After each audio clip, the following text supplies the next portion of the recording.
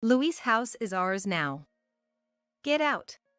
After Luis, my father-in-law, passed away, my husband Dennis started claiming my childhood home for himself and his parents, saying things out of turn. Don't you guys know? Hearing Dennis' shallow words made me go beyond dismay to laughter. My retaliation against Dennis, who had looked down on me, sent his family to rock bottom. I am Madonna. I lived with my husband Dennis and my father Luis. My mother passed away when I was in high school, and afterward, my father raised me with a lot of love. I love my father dearly. When my father became elderly, over 70, and I was worried about him, Dennis readily agreed to live together in my childhood home. Are you sure this is okay? I can manage on my own, you know. My father worriedly said to me. What he was talking about was living together with me and Dennis. Recently, when I suggested to my father that I wanted to live together, he initially looked happy but then became concerned quickly. I appreciate it, but won't I be a burden on your and Dennis' life? My father always worried about me first. However, when I told him that I wanted to be with him and that Dennis had agreed, my father smiled and happily agreed. And today is the moving day for me and Dennis. We are unpacking the boxes that the movers brought in. Come on. You're saying it again. I told you before that's what I wanted, right? Yes, Luis. Plus, it's closer to work from here, and it helps me out too. My father smiled a little and said, I see, when Dennis and I told him this. After unpacking for a while, we went to the living room, where my father had made us warm coffee. I was about to have coffee when I heard someone coming down the stairs.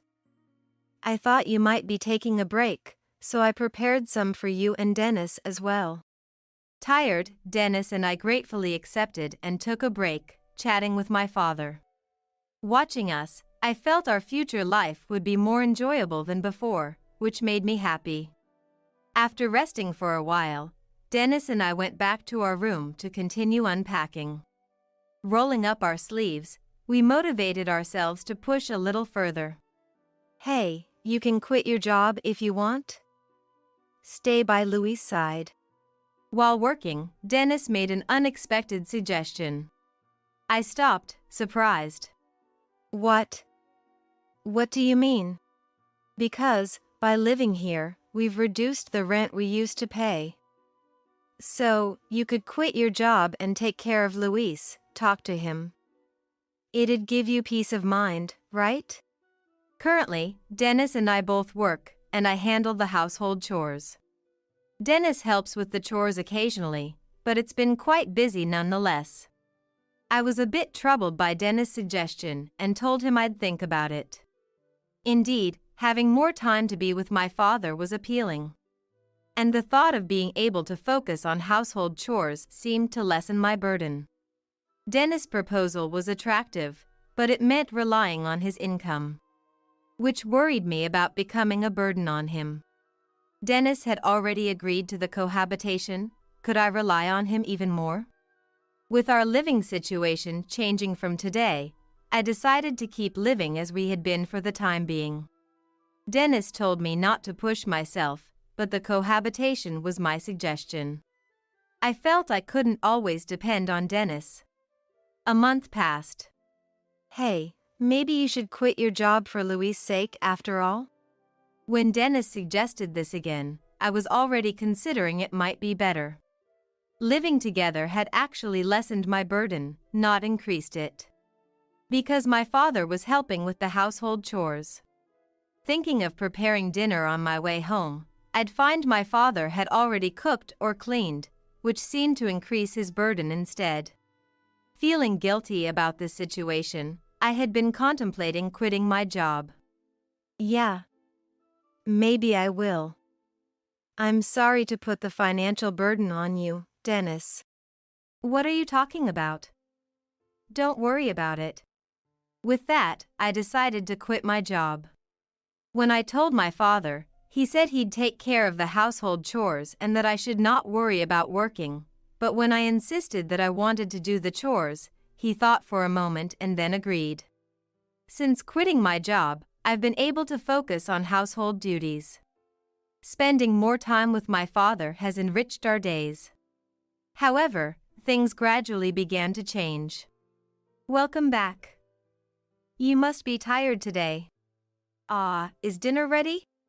Dennis started coming home late, and with my father already asleep by the time he returned, the three of us had fewer meals together. Today, I was watching TV with Dad and… Can you be quiet while eating? Oh, sorry. Dennis is as kind as ever when my father is around, but lately, he's become very cold when it's just the two of us.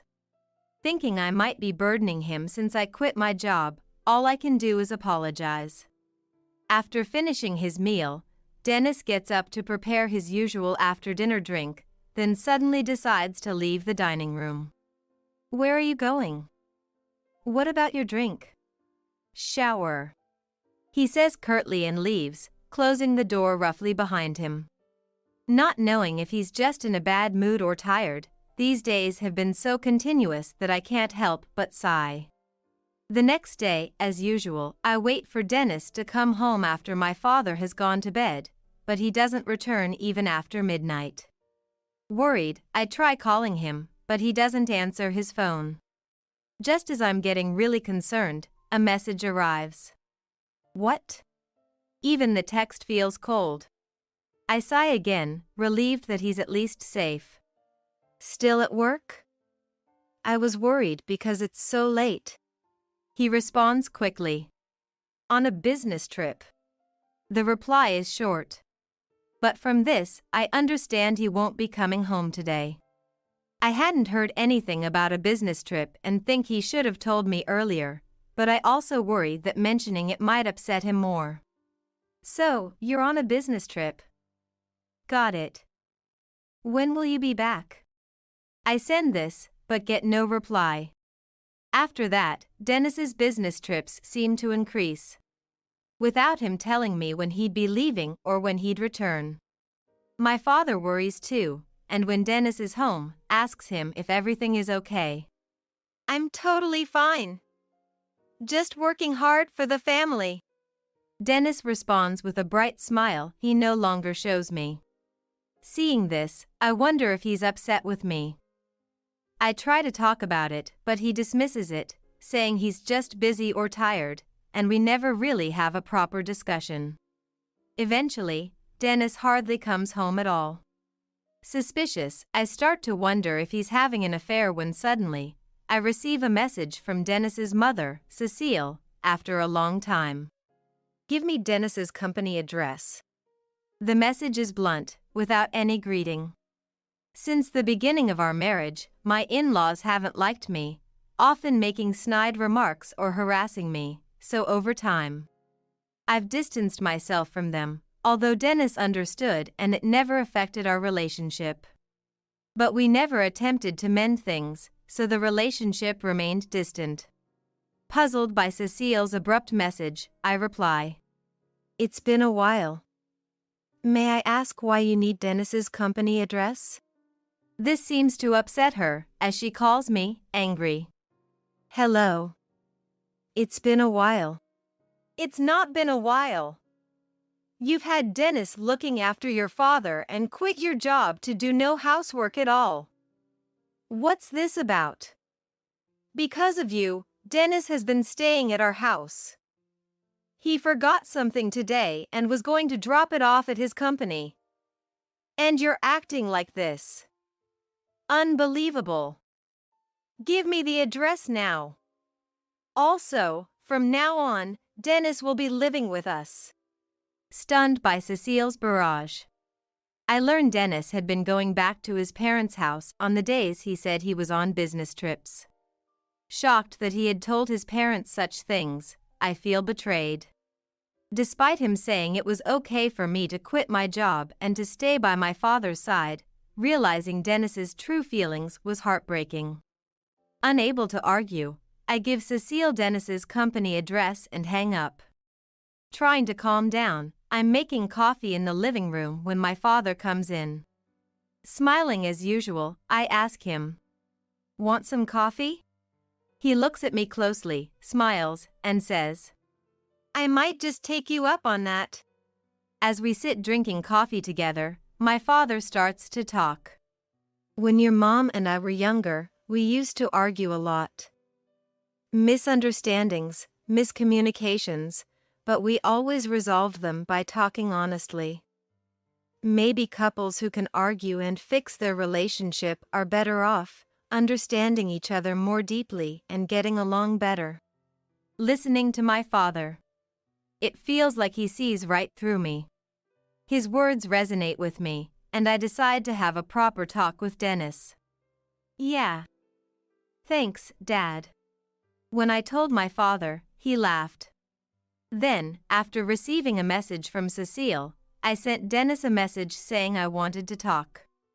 However, Dennis replied that it was too much trouble, making me sigh. Who's making it troublesome? Anger towards Dennis started to bubble up. I wanted to reply impulsively, but I took a deep breath to remain calm. Maybe that triggered it, but Dennis stopped giving me money for living expenses. He wouldn't answer my calls anymore, and my messages about the living expenses were ignored too. His selfish actions were making my love for him fade. Was there any point in staying married? The thought of divorce crossed my mind. I was disillusioned with Dennis for being so irresponsible and selfish. But not wanting to worry my father further, I put the thought of divorce on hold and decided to use my savings from before I was married to get by. I had gotten used to life without Dennis, enjoying my days with my father. Then one day, my father collapsed. He was rushed to the hospital, where I was told he didn't have long left. I broke down crying there, unable to comprehend the doctors' and nurses' words. When I went to my father's room, he was conscious, forcing a smile and apologizing for worrying me. I took his hand, trying my best to smile back despite my swollen eyes. "What kind of face is that?" My father laughed, looking sad, making me feel like crying again. Since my father would be hospitalized, I went home to prepare some changes of clothes. Alone at home, I started crying again. The house I grew up in, filled with too many memories, felt unbearable to be in alone. While I was crying, my phone rang. Thinking it was the hospital, I checked to find a message from Dennis. "We live separately now. Take care of your own living expenses. Why don't you use your father's pension?" The moment I read it, I threw my phone in anger. That was the moment my feelings for Dennis completely vanished.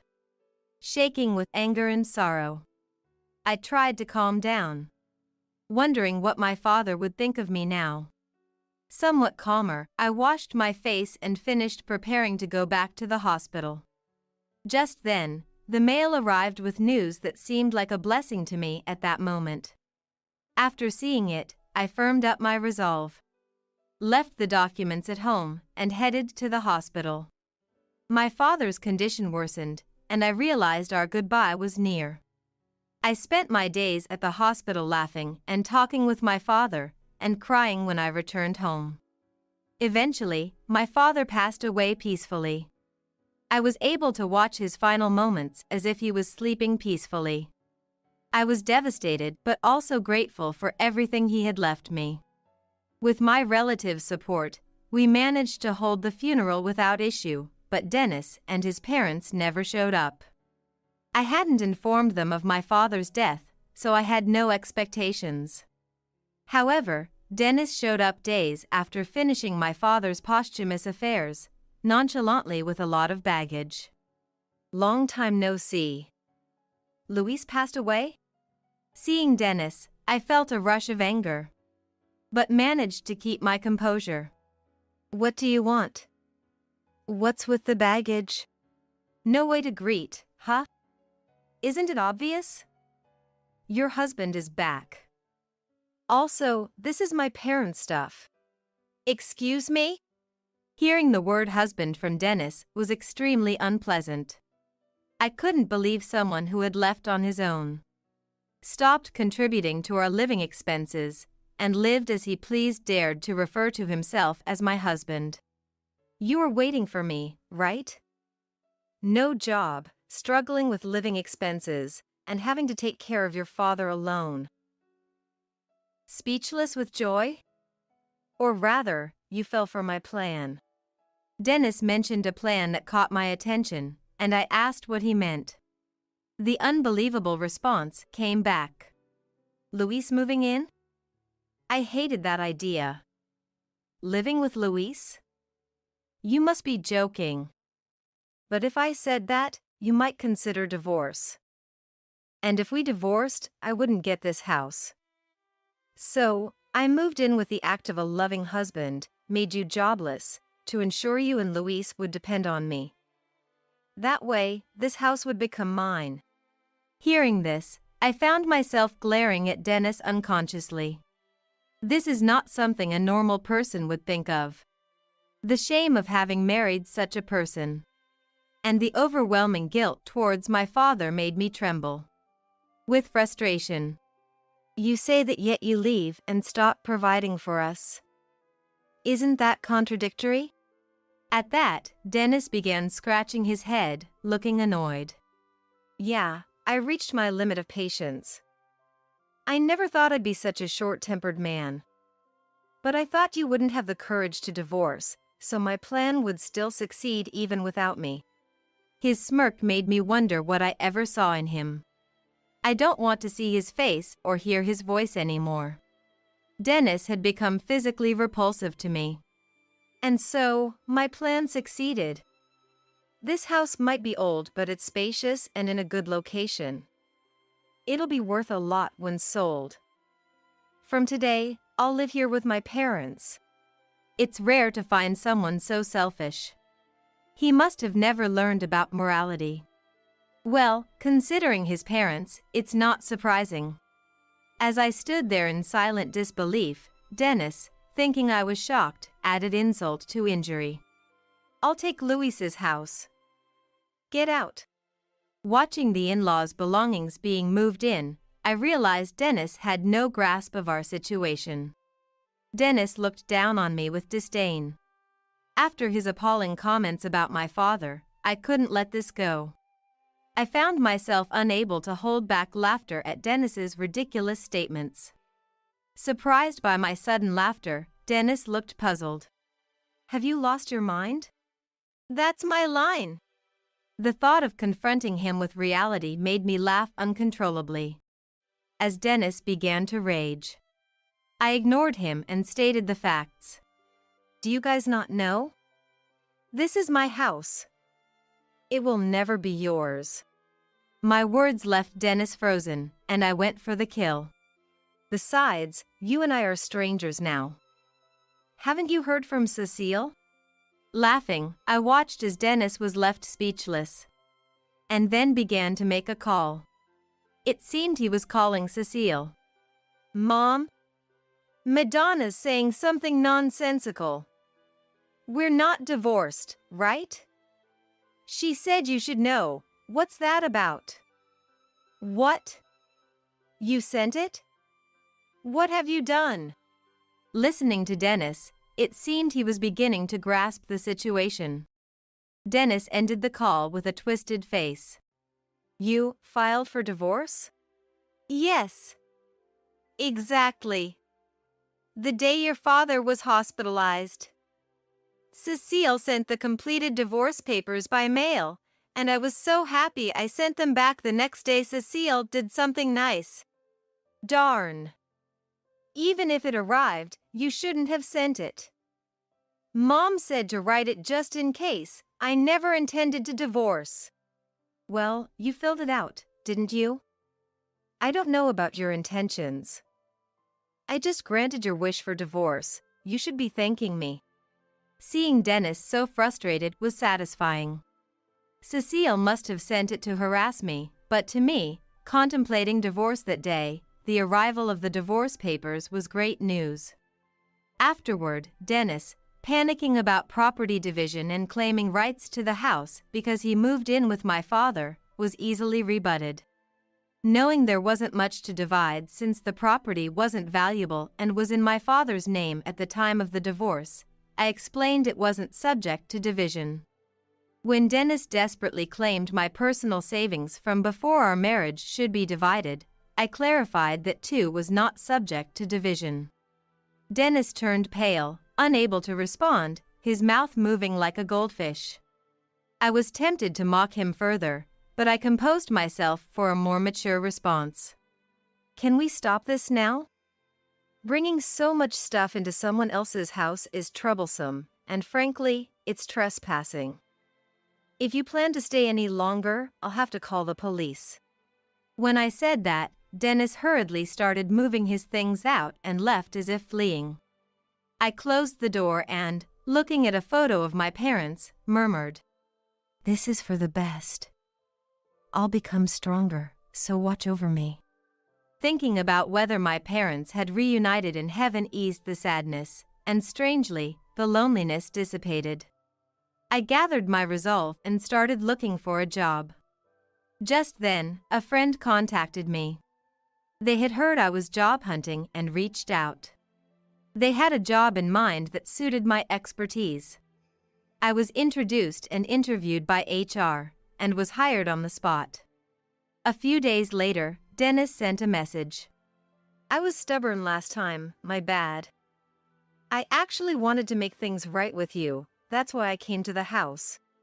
Knowing it was all lies, I struggled with how to respond, eventually finding it too bothersome and choosing to ignore it. Despite my silence, a series of poem-like messages began to arrive. "We were like the sun and moon back then. I reached out but couldn't touch you. Those days of struggle are now memories. We can be within reach now, right? I can't go on without your love. Won't you give me that glowing love once more? My life is yours. You mean everything to me. Our love is eternal. No matter where, I will continue to love you. Your heart is where I belong." Each time a poem arrived, I showed it to my colleagues, wondering if it could be used for work. I work in editing. Sometimes, phrases like these can be useful. "Ah, here comes the emotionally unstable stalker. Great material when I'm out of ideas." Dennis has become a source of content, unbeknownst to him. But his messages only fill me with disgust, so I don't reply. Then one day, the doorbell rang. Peeking through the peephole, I saw Dennis. Thinking he had finally escalated to a direct approach, I called the police immediately. "Hey! I know you're there. I can see your car. Please, just hear me out. I'm really in trouble here. There was talk of moving into this house, and my parents seem to have sold our family home. I have nowhere to go. Please help." Despite his pleas from outside, it's a stranger's problem to me, not mine. Didn't he realize this wasn't his home when he didn't retract his claim after finding out? The messages sent showed he hadn't given up, but his and his family's naivety was astonishing. Soon, the police arrived and had to persuade Dennis, who resisted fiercely and was eventually taken away. Messages continued to flood in, and when I ignored them, my in-laws began contacting me. Initially, they called, but as I ignored them, they resorted to messaging. "How could you know we're in trouble and not help? Call us back immediately. Why not have a proper discussion once? We were family, after all. Isn't this too cold? We had to sell our home because of you, now living in an old apartment. Why won't you vacate the house? You received an inheritance from your father, right? We quit our jobs, expecting not to struggle. Take responsibility." Herman, my FIL, said this, and it was clear the apple didn't fall far from the tree. Did they really think their decisions would just work out? Their messages were infuriating. How much more could they belittle people? I had planned to ignore them, but ended up blocking Dennis and my in-laws. I considered changing my contact information, but didn't want to go that far because of them. I was at my limit of patience. After blocking them, I hoped for a peaceful life, but my expectations were naive. Later, my former in-laws showed up at my house. As much as I wanted them to stop, being known made such situations inevitable. Yet, leaving this house full of memories was unthinkable. Come out already! Don't you know we're in trouble? Fix your mood already. I'm saying we should get back together. Ignoring someone in trouble is questionable behavior for anyone. The doorbell kept ringing. The front door was being pounded on. I had called the police without mercy, but then suddenly, the noise stopped. Curious, I looked through the peephole and saw a man, familiar somehow, arguing with my former in-laws. More than talking, it seemed like a confrontation. You're causing trouble. Go home, all of you. The former in-laws were unsettled by the sudden appearance of the man. What did you say?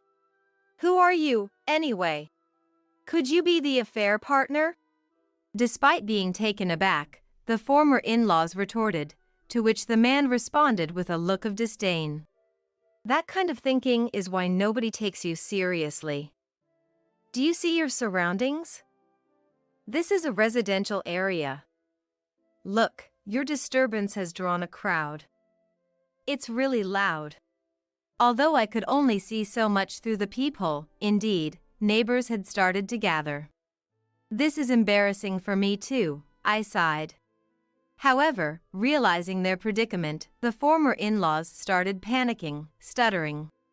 But. By then, the police had arrived. It seemed one of the officers had been here before, as they recognized Dennis and said, You again? Hearing this, the former in-laws' faces turned bright red. Do you realize how much trouble you're causing? Have some shame, the man said before leaving. Internally, I thanked him, feeling a bit relieved.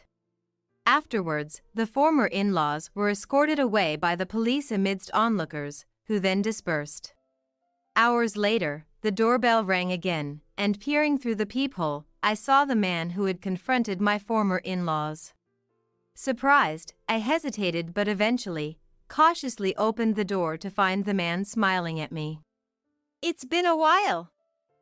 If you were back, you should have told me. Though the man looked familiar, I couldn't place him until he offered a clue.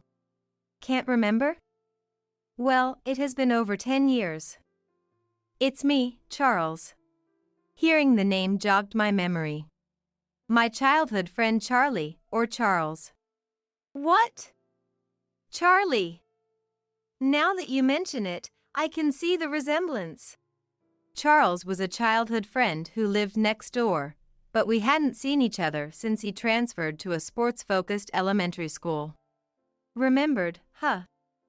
I've moved back home too. So, we're neighbors again. That's amazing.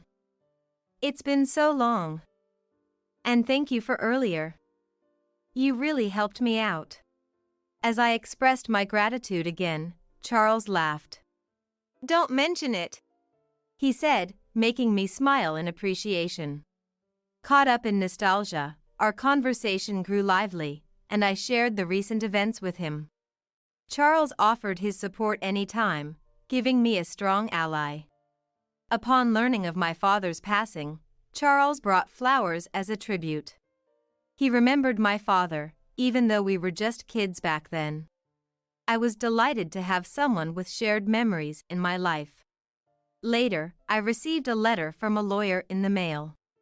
Without any clue what it was about, I opened the envelope to find several papers inside. The documents claimed I had committed adultery during my marriage and demanded compensation. What is this? I wondered, noticing an unread message on my phone. It was a message from an address I didn't recognize.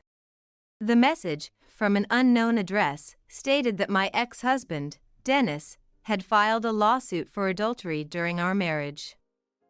It threatened to inform my workplace unless I admitted guilt and settled immediately. Knowing no legitimate lawyer would send such a letter, it was clear this was the work of my former in-laws.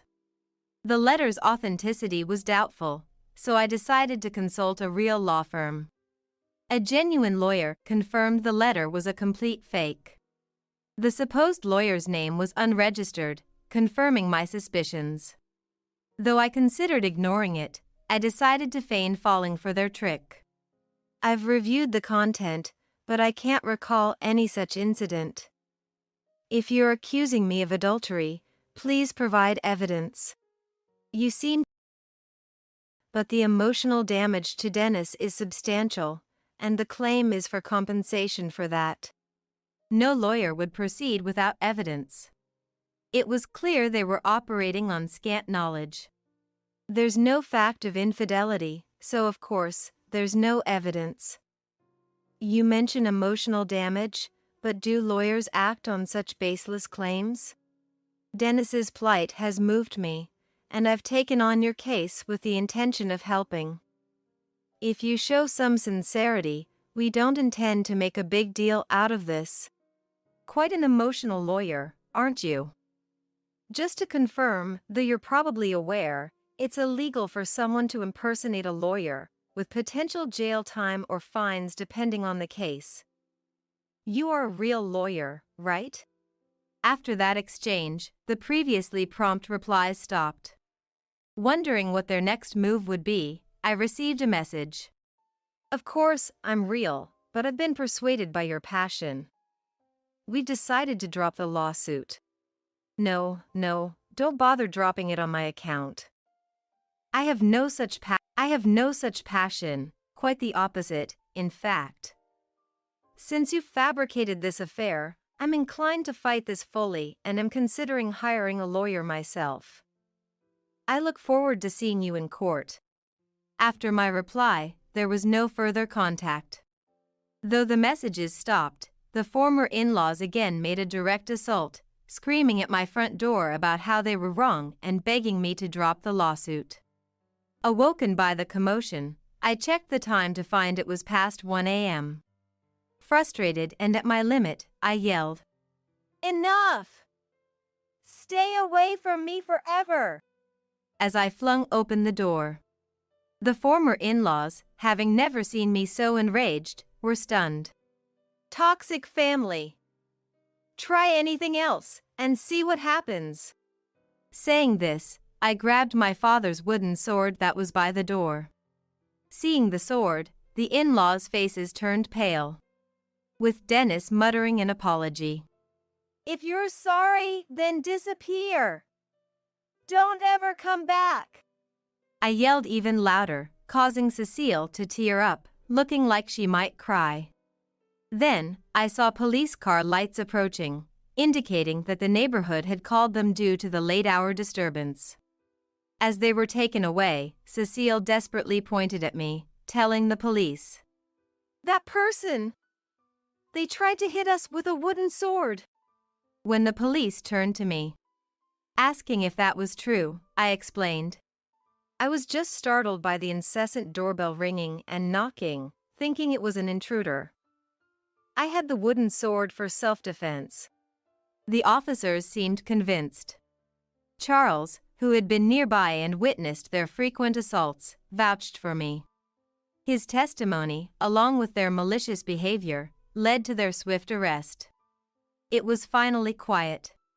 The next day, encouraged by Charles, I filed a complaint. Given the repeated police incidents, it was smoothly accepted. Charles had noticed the previous day's commotion and had come over, hearing my shouts. He later joked about how terrifying I sounded. Eventually, the former in-laws were issued a restraining order, halting their attacks. Moreover, someone had recorded the commotion and posted it online, leading to neighborhood gossip. Unable to move due to financial constraints, they likely live off the grandparents' pensions. As for me, my relationship with Charles quickly evolved, and after a few months, we started dating following his confession. Spending time with Charles, always making me laugh and showing kindness, felt incredibly fortunate. I'm thankful every day, considering it a blessing from my father. Can you increase the allowance? $3 a month isn't enough to live on. When I answered the call from my son, who lives alone and is a college student, he said something I hadn't anticipated at all. What? $3 a month? My voice flipped in surprise. What on earth was going on? I was certain I had been depositing $1,000 into my son's account every month. As I was confused, my son added more shocking news.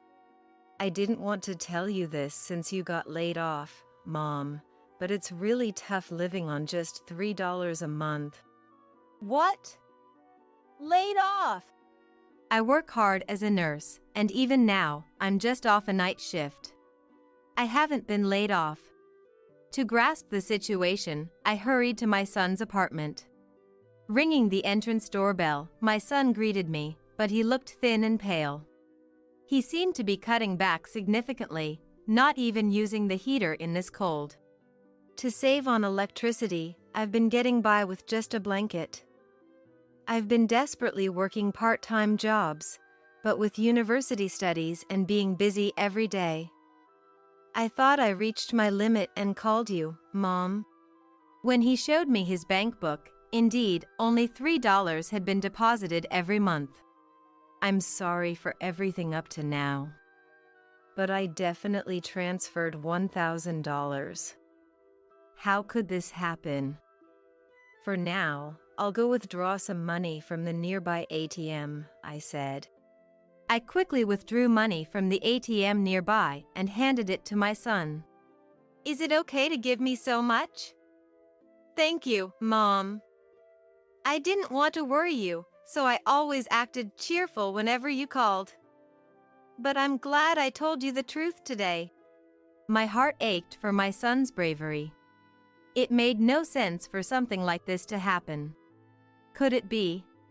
I harbored a suspicion and told my son, I'll bring the money in person from next month until we figure out the cause.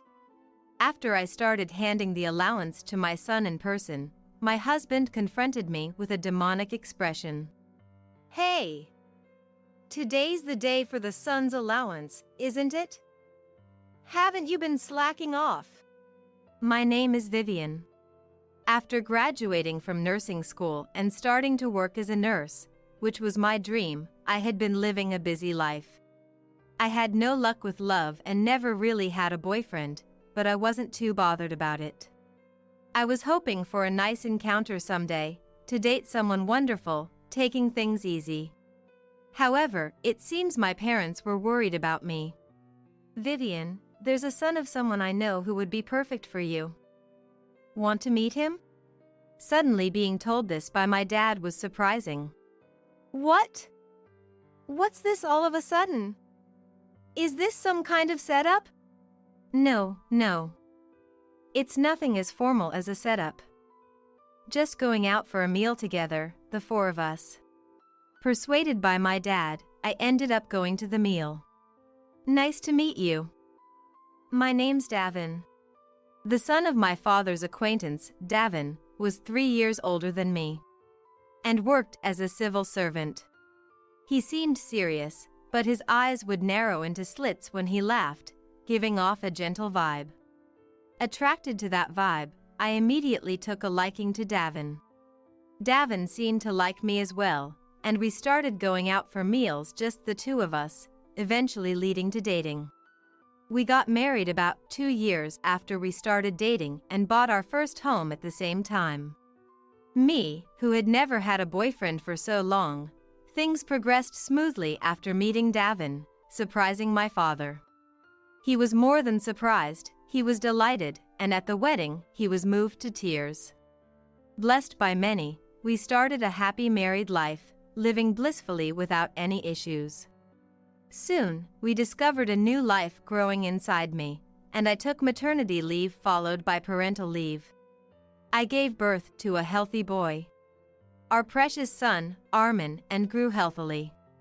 Davin actively participated in childcare, helping with household chores even when he was tired from work. I was always grateful to him. Davin, thank you for always helping with the chores. It really helps. What are you talking about?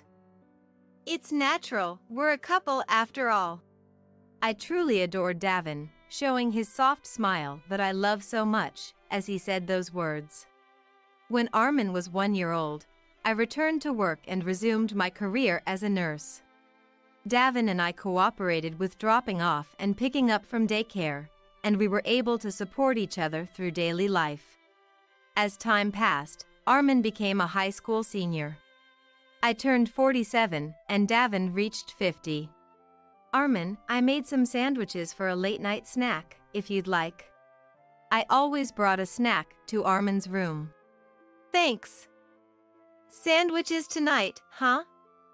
That's great. Looking forward to your snacks keeps me motivated to study at night.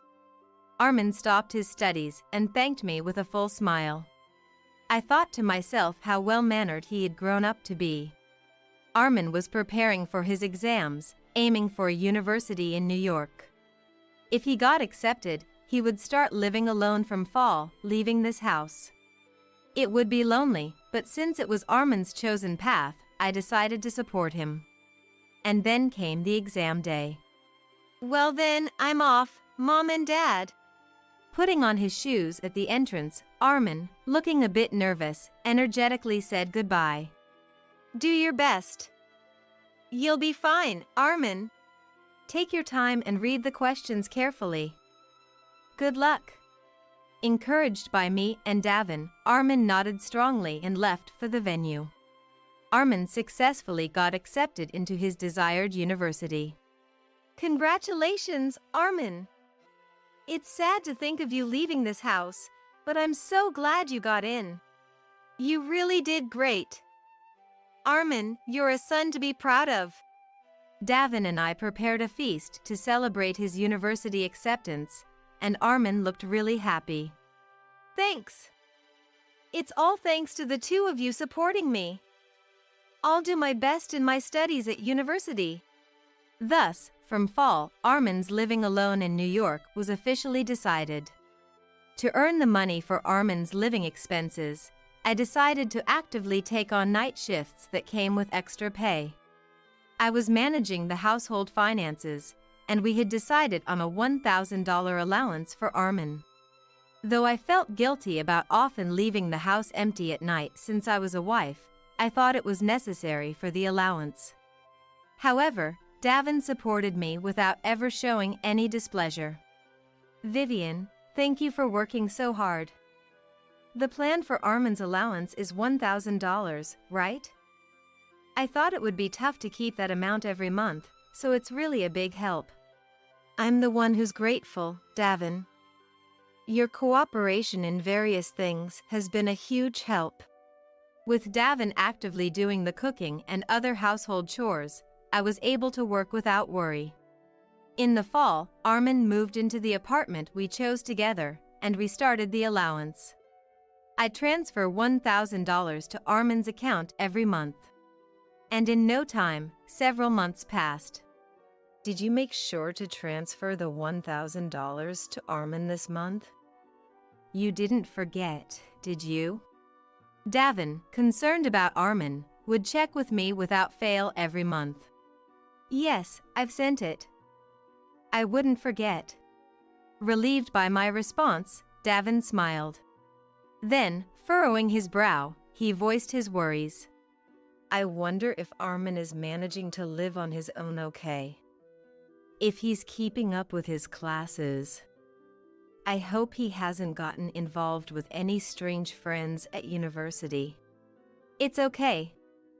He wrote on WhatsApp that he's enjoying university life. You worry too much, Davin. Watching Davin worry so much about Armin, I found it endearing. I kept in touch with Armin regularly, and his cheerful updates reassured me. Time passed, and the season changed to winter. It was when I came home from a night shift and was changing in the bedroom as usual. I noticed an unfamiliar lip balm on the floor. Oh? Is this Davin's? That's unusual. I picked up the lip balm and examined the package closely. Davin usually didn't care about skincare products, and I had never seen him buy lip balm. It must have been the dry season that prompted him, but the design seemed more suited for a woman's taste than for men, with its slender, cute packaging. The cap was even decorated with glitter, and the product name was printed in pink letters. Feeling a bit curious, I put the lip balm in my pocket. That night, after Davin returned from work, I decided to ask him about the lip balm. Hey Davin, is this lip balm yours? When I asked, Davin showed a momentary look of surprise, but quickly smiled and took the lip balm from me. Haha, yeah, that's my lip balm. I've been looking for it. Where did you find it? In the bedroom. When I answered, Davin's eyes swam a bit. What's wrong? You seem a bit off. What? No, haha. I was just embarrassed that buying lip balm as a man got discovered. Men don't buy lip balm, right? Davin responded while scratching his head. What are you talking about? It's not embarrassing at all. Plenty of men buy lip balm. But the packaging does look a bit feminine, so maybe choose something more simple next time. Oh, right. I will. I just panicked and didn't look closely when I bought it. I realized later that I picked up something a bit girly. Anyway, how about we watch a movie tonight? Remember, the movie Vivian wanted to see has just started streaming? Though I felt a bit odd about Davin's attempt to change the subject, I had forgotten all about it once we started watching the movie. About a month had passed since then. As I was about to head home after finishing a night shift, I received a call from Armin. Hello, Armin? It's been a while. What's up? I greeted him cheerfully, but Armin responded with a weak voice. It's been a while. Sorry, I haven't been able to answer your calls lately. Indeed, recently, it had been hard to get through to Armin on the phone. Though I was worried, he always responded later on WhatsApp, so I wasn't overly concerned. It's okay. But you sound a bit down. What's wrong? The words that came back from Armin were unbelievable. Can you increase the allowance? $3 a month isn't enough to live on. What? $3 a month? My voice flipped in surprise. What did he mean by $3 a month? I was certainly sending $1,000 every month. I didn't want to tell you this since you got laid off, Mom, but living on just $3 a month is really tough. What? Laid off? Who was laid off? I had just finished a night shift. I couldn't make sense of the situation, confused. But it seemed Armin was just as puzzled, his bewilderment coming through the phone. Wait, Mom, you were laid off, right?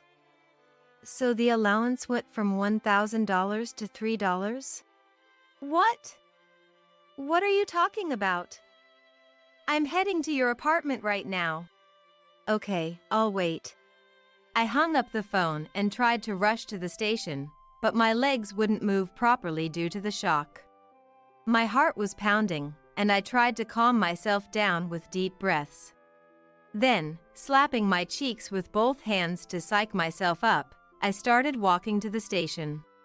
Taking the bus and arriving at Armin's nearest station. I called him again to say I'd be there soon. When I rang the doorbell at Armin's apartment entrance, he soon peeked out. Welcome, Mom. Armin looked thin and pale, as if he might collapse at any moment. Armin. Seeing him like this, my heart ached, and I felt tears welling up. Inside, the heater wasn't on despite the cold. You haven't turned on the heater. You'll catch a cold, let's turn it on. No, we can't. It costs too much. I'm getting by with just a blanket. Armin shivered as he spoke, and I quietly told him. Listen, Armin, I've been sending you $1,000 every month since fall. And I haven't been laid off. What? But only $3 has been deposited each month. I'm not lying. That's why I called you, Mom. I've been desperately working part-time, but with university studies and being busy every day, I thought I reached my limit and called you. I didn't think Armin was lying. He's not the kind to make up such things. And seeing how thin he's gotten and his living conditions without even the heater on, it must be true that only $3 has been deposited. I'm not doubting you, but we need to figure out what's going on. Can you show me your bank book? Okay, wait a moment. Armin retrieved his neatly kept bank book from a shelf in the corner of his tidy room and showed it to me. Indeed, just as Armin had said, only $3 had been deposited each month. I'm sorry, Armin, but I definitely transferred $1,000. What could have happened? For now, I'm going to withdraw some money from a nearby ATM. Saying that, I immediately withdrew a substantial amount of money from the ATM and returned to Armin's apartment. Armin, please take this money for now. Until we figure out why this happened, I'll bring you the money in person from next month. Is it really okay to give me so much? Thank you, Mom. I didn't want to worry you, so I've always pretended to be cheerful when you contacted me. But I'm glad I told you the truth today. Armin smiled with his thin face, and my heart ached at his bravery. It's unthinkable for something like this to happen. Could it be? But for now, more than anything, I'm worried about Armin's health. Thank you for calling, Armin. Make sure to use the heater properly from now on. And I'm going to the supermarket now. I'll make you lots of your favorite hamburgers and curry. Really? Armin's eyes sparkled. Then I went to the supermarket, bought ingredients, returned to the apartment, and cooked a lot of food. Armin ate, saying how delicious it was. I also froze what could be saved, so he wouldn't have to worry about food for a while. All right, I'll come to give you your allowance again next month. Saying that, I left Armin's apartment. The weekend, a month later.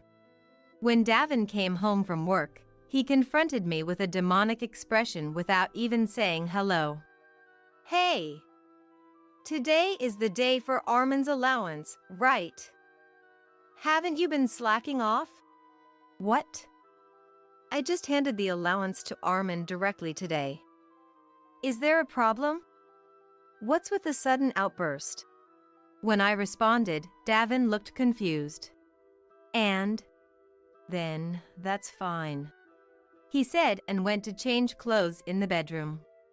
After changing into his loungewear and coming back to the living room, I immediately questioned him. Why did you think the allowance hadn't been sent yet? Well, that's because it's payday and the day to send Armin's allowance, but Vivian didn't report it. So I was just a little concerned. Let's end this conversation. Davin, angry and trying to quickly end the conversation, was definitely acting strangely. Then I have another question. What now? Davin raised his voice in annoyance. Remember the lip balm found in the bedroom? You said you bought it, but was it actually from someone you're having an affair with? No! That's not it at all! Davin immediately denied loudly. Continuing. That lip balm is mine! I bought it! Don't make me repeat the same thing! You're acting strange today! He said, yelling. You're the strange one, not me. You're usually calm, but you're acting weird today. I countered, and Davin raised his voice in denial. I'm not strange. I'm doing fine. Really? Well, I knew something like this would happen today. That's why I invited some guests over. People you know very well. I said and opened the door to the room we use for guests.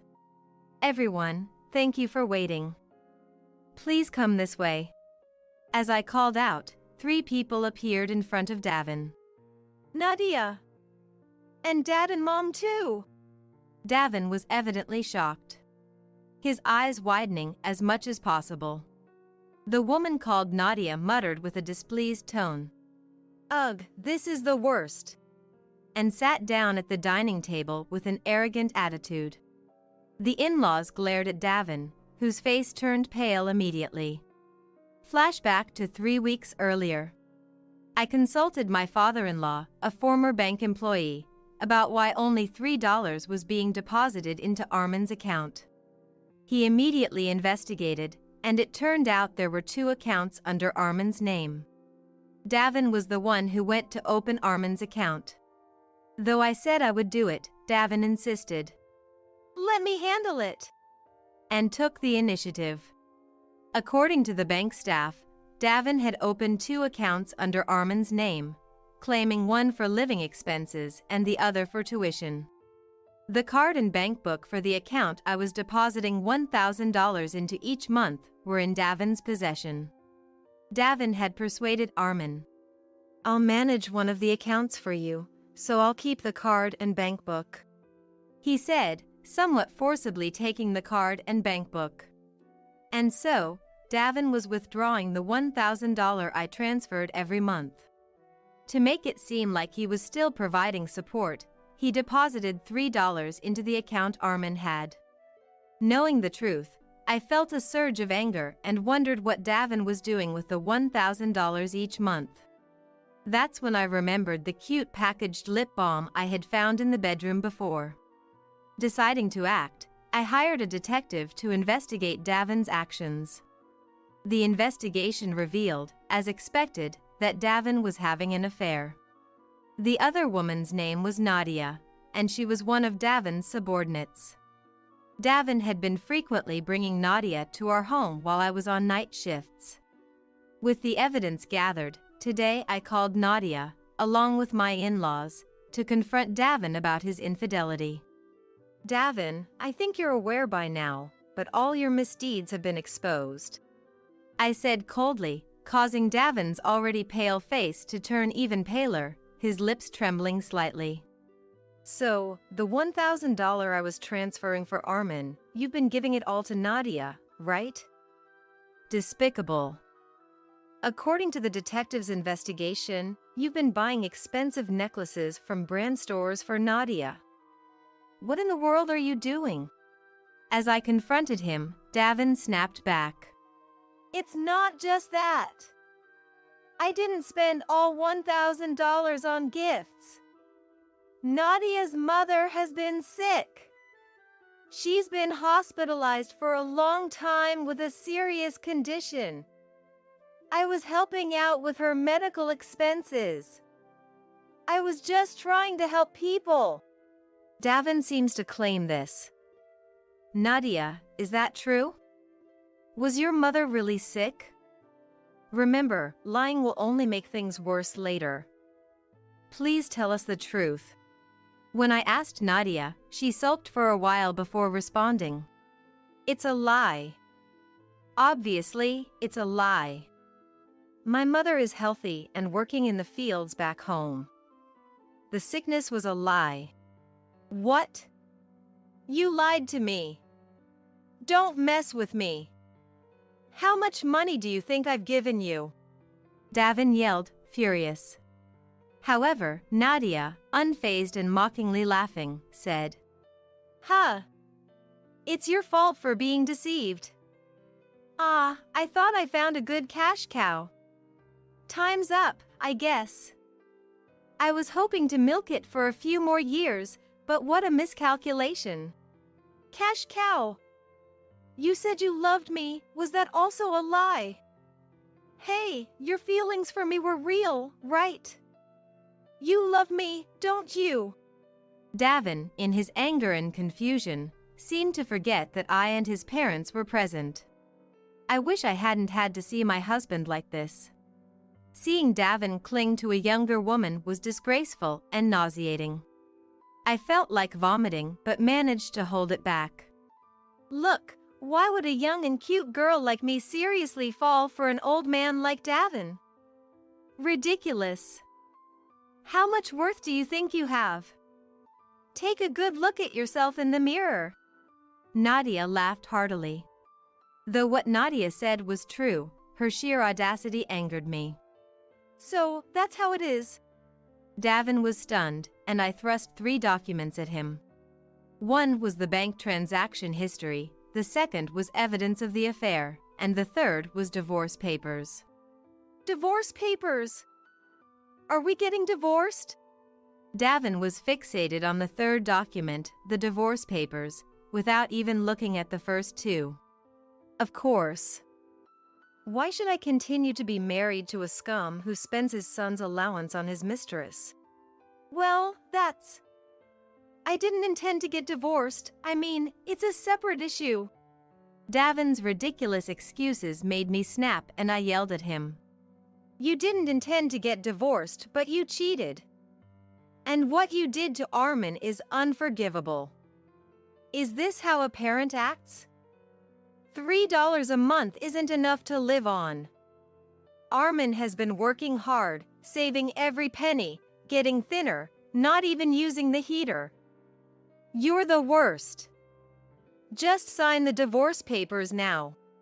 Well, I do feel bad for Armin, but I heard Nadia's mother was sick, and Nadia herself kept asking for things, so I really needed the money. Davin rambled on with excuses. My father-in-law suddenly struck him hard. Ah! Davin let out a short scream and fell. Simultaneously, my father-in-law said, Idiot! Angry shouts filled the air. You are truly a foolish and despicable son. Just sign the divorce papers like Vivian said, now. Ugh. Davin was dumbstruck, and I sternly told him. Also, obviously, I'll be demanding compensation. The money you embezzled will, of course, be added on top. Compensation! Davin's eyes widened in shock, letting out a strange noise. I'll be demanding compensation from Nadia as well, so be prepared for that. When I addressed Nadia, her face turned pale, and she started yelling. Wait a minute! Why me? I won't pay any compensation. Why? Because you had an affair with a married man. I have the right to demand compensation from you. Please make sure to pay it. As I responded with disdain, Nadia glared at Davin and said, Davin should pay for me. I don't have any money. I spend all my salary on cosmetics, clothes, and bags every month. I have 0 savings. Don't be ridiculous. I don't have any money either. You've taken everything from me. If I hadn't been deceived by you, none of this would have happened. You're a devil. As they began their ugly fight, Davin suddenly turned to me, pleading. Look, Vivian, please. Spare me the compensation. I'll concede to the divorce. I'll agree to it, so could you please not demand compensation? Please. I really don't have any money. Look at me. Haven't we supported each other a lot until now? Seeing Davin beg with tears in his eyes brought up nothing but disgust. My love for Davin had completely vanished when I learned he was squandering Armin's allowance on his mistress. If you keep this up, I'll double the compensation amount. Just sign the divorce papers now. I'll formally demand the compensation later. With that firm statement, Davin seemed to realize my mind was made up and signed the divorce papers. I've signed. Is this okay? Davin said in a lifeless voice as he handed me the divorce papers. Yes, thank you. Now, would you please leave this house? Eh? Davin sounded foolish. It's obvious, isn't it? We're getting divorced. We can't live together anymore. You, being the guilty spouse, should leave. Now, get out, both of you. I yelled and drove Davin and Nadia out. My in-laws repeatedly apologized. We're so sorry for our foolish son. But they weren't at fault. I was truly grateful to my father-in-law for uncovering Davin's wrongdoing. After thanking my in-laws sincerely and seeing them off, I immediately went to the city hall to submit the divorce papers. That marked the end of my marriage to Davin. Later, I hired a lawyer and demanded compensation from Davin and Nadia.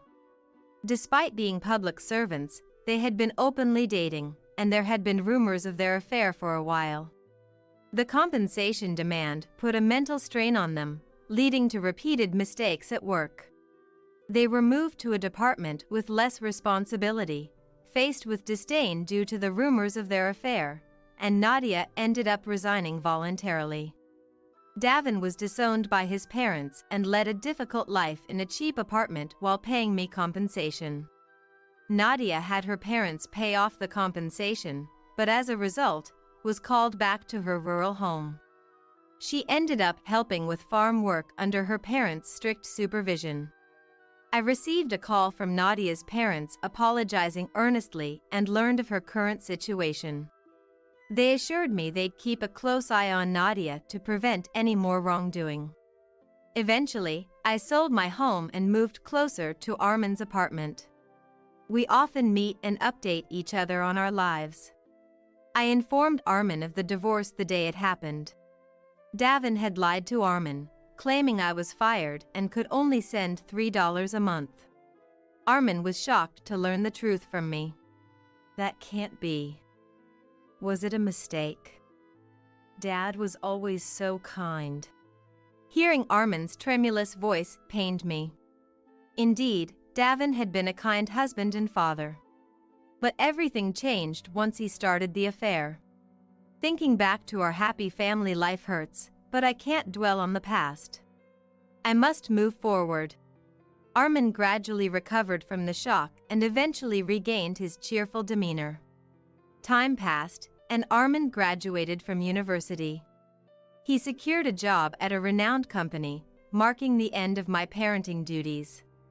I continue to work hard as a nurse and will keep doing so as long as my health allows. My in-laws, who sent their congratulations for Armin's graduation, and I maintain a good relationship, leading a fulfilling life both personally and professionally. Wait, are you trying to use the bathroom? Dirty old people are banned from using it. We use that toilet too, you know. If you guys use it, our brand new toilet will get dirty immediately, won't it? Sorry, but you'll have to make do with peeing in the bushes outside. Oh, and don't do it in the garden, okay? If you dirty our precious home even a little, I'll never forgive you. Both we were taken aback by Emily and Wilson's words. A bathroom ban? That's just unthinkable. No matter how much they dislike us, such behavior is inexcusable. We have endured harsh words from our son and his wife before. As we're the kind of people who dislike fights, we've always quietly accepted their treatment. But now, we've reached our limit. We need to make it clear what happens when they make enemies of us. I started plotting a scenario for revenge. I'm sure this plan will work. My name is Sarah, a 62-year-old homemaker. I live with my husband. I met Johnson, my husband, at the company where we used to work. After Johnson's persistent pursuit, we started dating and smoothly transitioned into marriage. I was blessed with a son with Johnson. A lively boy. We named him Wilson and raised him with care. Wilson grew up healthily and eventually found a job. He married a woman named Emily and built a family. I remember the feeling genuinely happy when he first introduced Emily to us. But that happiness didn't last long. Everything went awry when I realized why she had married him. After marriage, they lived with us. One day, Wilson and Johnson were out, and only Emily and I were at home. At first, we were chatting amicably in the living room, but then Emily's mobile phone rang. It seemed she received a call. "Sorry, Sarah, it looks like it's from a friend." With that, she excused herself and went back to her room. Left alone in the living room, I decided to clean the house to pass the time. As I was passing Emily's room, I inadvertently overheard her conversation. Her voice was so loud that I couldn't help but hear. "Seriously, those old folks are living too long. If they suddenly died, we could get the inheritance. I married into the family for the president's fortune, but this is just hell." Her words felt like a cold shower to me. Actually, Johnson's father was the president of well-known top-tier company. However, the company was set to be inherited by his brother. Still, being part of the president's family, Johnson had some share of the wealth. It turned out Emily had married Wilson with that very intention in mind. They probably believed that once we passed away, the inheritance would become theirs. In fact, we had always treated Wilson and his wife with this in mind. Such behavior couldn't be tolerated. I shared this with Johnson that night. Initially, he was shocked, saying, "Really?" but he trusted my words. After discussing, we decided not to act immediately but to observe if Emily would reveal her true intentions. Maybe, in the meantime, she might change her attitude and start treating us like a real family. It was a decision made with the faint hope. But things didn't go as expected.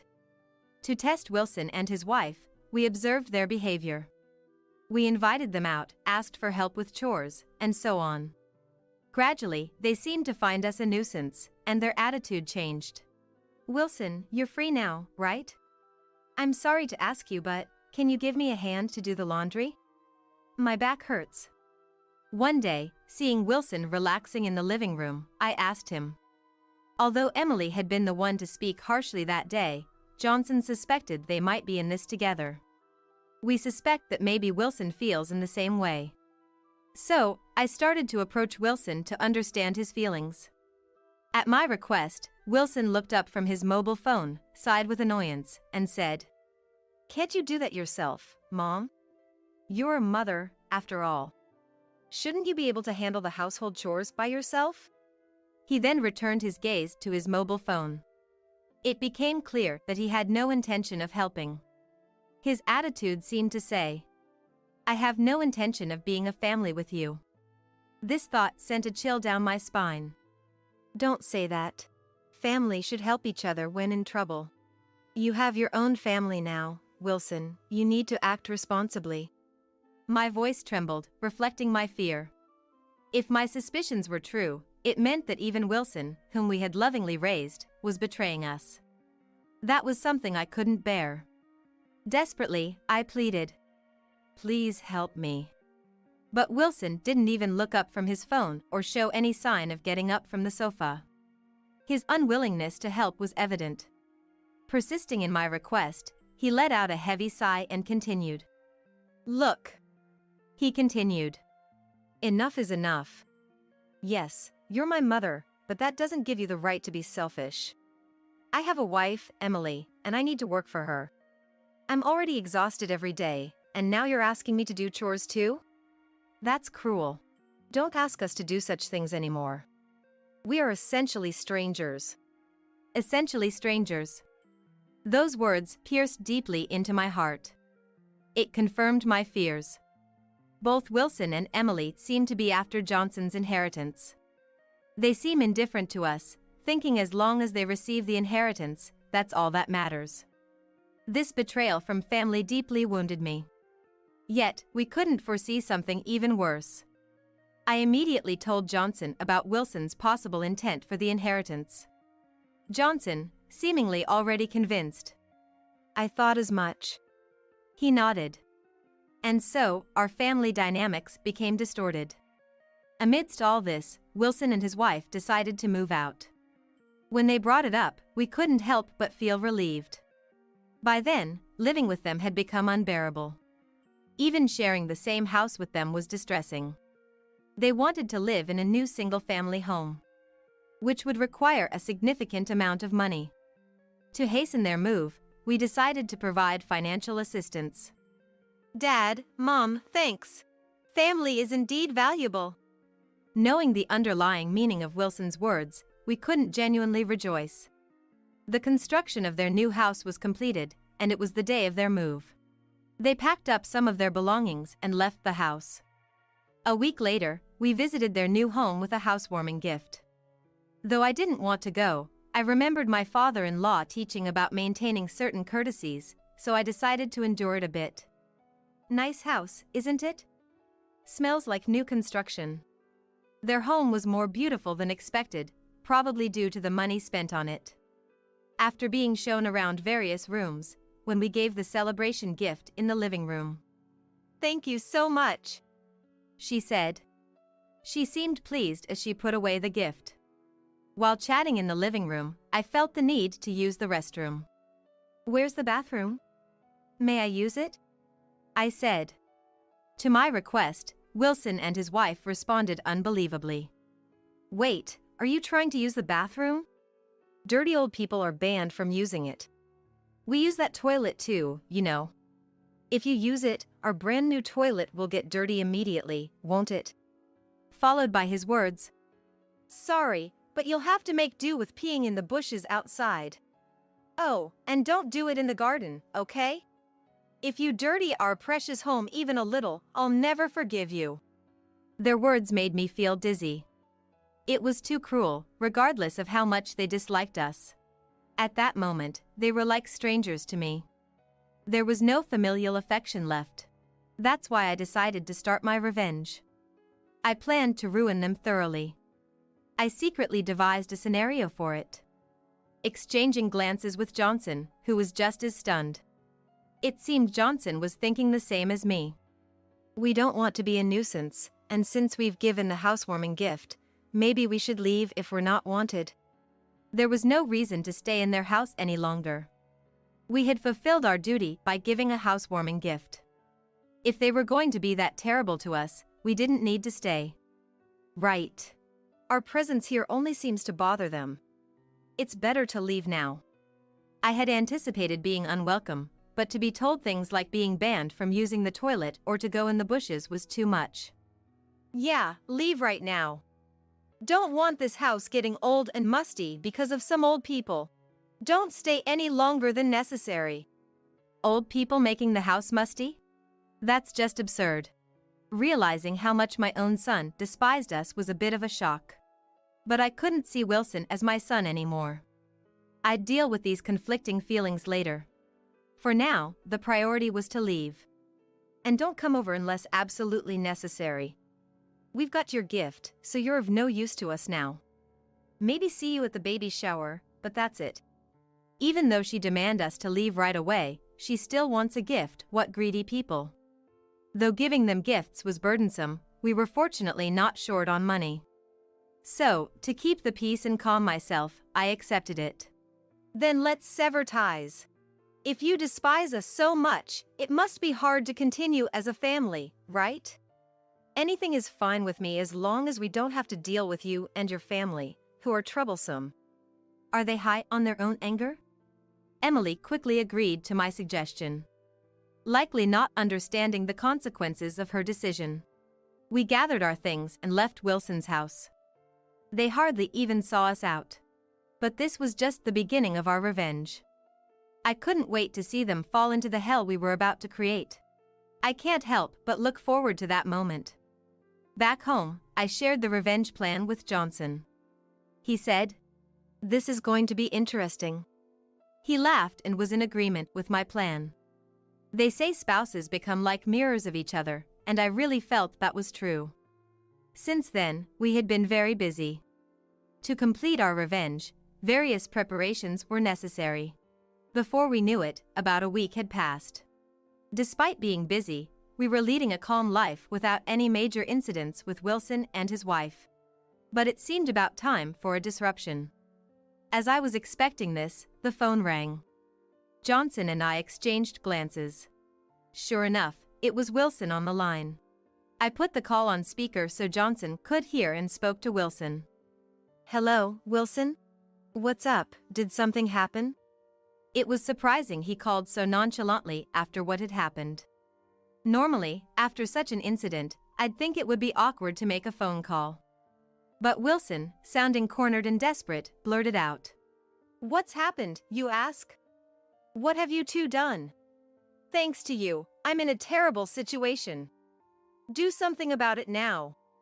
Wilson's statement was disjointed, and I couldn't understand what he was talking about. Of course, I had orchestrated this revenge, so I could guess what might be happening to him. "What exactly do you mean? Tell me everything from the start, I don't understand." Since I had no idea what he was accusing us of, I couldn't respond. Urging Wilson to explain, he started his story in an angry tone. It seemed the trouble started when he went to work after the incident. While working, Wilson noticed something unusual. The looks directed at him by his colleagues were unusually cold. Wilson, who tends to be overly concerned with others' perceptions, found it unbearable to stay at work and left early that day. Hoping it was just his imagination, he went to work again the next day, but the cold stares remained unchanged. He confronted a colleague about it, but all he got in response was, "Ask yourself." Just that, and they wouldn't tell me anything more. Furthermore, it wasn't just his department colleagues who were giving him cold stares. It seemed as if everyone in the company, from high-ranking superiors to colleagues in other departments, were looking at him with disdain. He felt as if every employee he encountered was regarding him with contempt. Despite racking his brain, Wilson couldn't think of a reason for the cold treatment at work. He hadn't made any mistakes on the job. Eventually, he surmised that my husband, Johnson, a member of the company's founding family, and I must have been involved. "What have you two done? Because of you, I can't work anymore. You need to take responsibility." Wilson lashed out at us one-sidedly. Indeed, the frigid reception he faced wasn't a figment of his imagination, it was a part of our scheme. We had promptly informed my brother-in-law about the ordeal with Wilson and his wife. He values us greatly and was furious upon hearing it. Unfortunately, my brother-in-law isn't one to keep secrets. He inadvertently leaked our story to his secretary and other managerial staff. Soon enough, the entire company knew about their misdeeds, and everyone began to scorn Wilson. "This is too much. Fix it now. I can't work in that kind of environment." Indeed, someone like him, who is easily swayed by others' opinions, couldn't possibly continue working in such a hostile environment. However, his employment was actually a result of nepotism. He had been lazy during his student days, lacking notable educational achievements or qualifications. Since he couldn't find a satisfactory job, his sympathetic uncle hired him at his company. Could someone like Wilson really manage a proper job search? From my perspective, it seemed unlikely. That company was his only option. Yet, working there under current circumstances was impossible for him. "Please, you have to do something. I can't work under those stairs. You caused this, right? Then fix it," he yelled over the phone. But I had no intention of forgiving him. "We've disowned you, remember? Why are you asking for help now?" "That was all Emily's doing. I always considered you and Dad as my family. Families are supposed to help each other, right? So, help me." Indeed, families should help each other. But he had misunderstood the meaning of family. You help because they are your family, not treat them as family only when help is needed. Feeling the conversation was pointless, I ended the call with him. Afterward, my phone kept ringing incessantly, so I blocked his number. That was how we completely severed ties with our own son. Our revenge was far from over. The day after our conversation with Wilson, my phone rang again.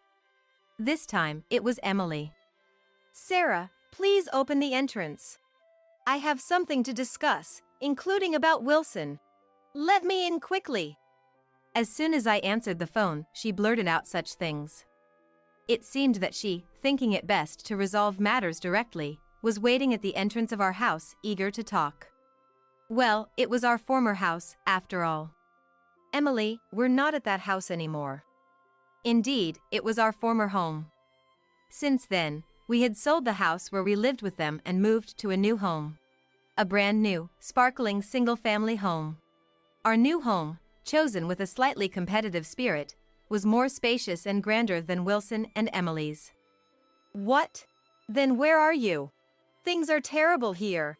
If we don't know where you are, how can we receive the inheritance? Tell me your current address. She seemingly failed to comprehend the meaning of disownment. To disown means no longer being family. An inheritance is not passed to non-family members. We had even updated our will to ensure that, come what may, Wilson and his wife would not receive any inheritance. However, she appeared to misunderstand, thinking that if some family connection remained, they could still inherit. Emily, you can no longer receive any inheritance. We've disowned you, remember? We're no longer family. Why would we give an inheritance to someone who's not family? I was astonished at her lack of understanding. Her ignorance was so profound that it was almost laughable. Surprised by my response, she exclaimed. What? She exclaimed in a loud voice. What? I didn't know that. That's a real problem if we can't get the inheritance. Let's forget about the disownment, okay? We're still family, right? Her self-centeredness was astounding. It was baffling how someone could be so obsessed with money. Her illogical and selfish statements left me speechless. Misinterpreting my silence as agreement, she continued. How about we live together? You've moved out of this house, right? I just realized how lonely it is without you, Sarah. Our house is big, so you can live here too. Let's live together as a family. And yet, this was the same person who had once called us dirty old people and drove us out. Now she was even suggesting living together, clearly all for the sake of inheritance.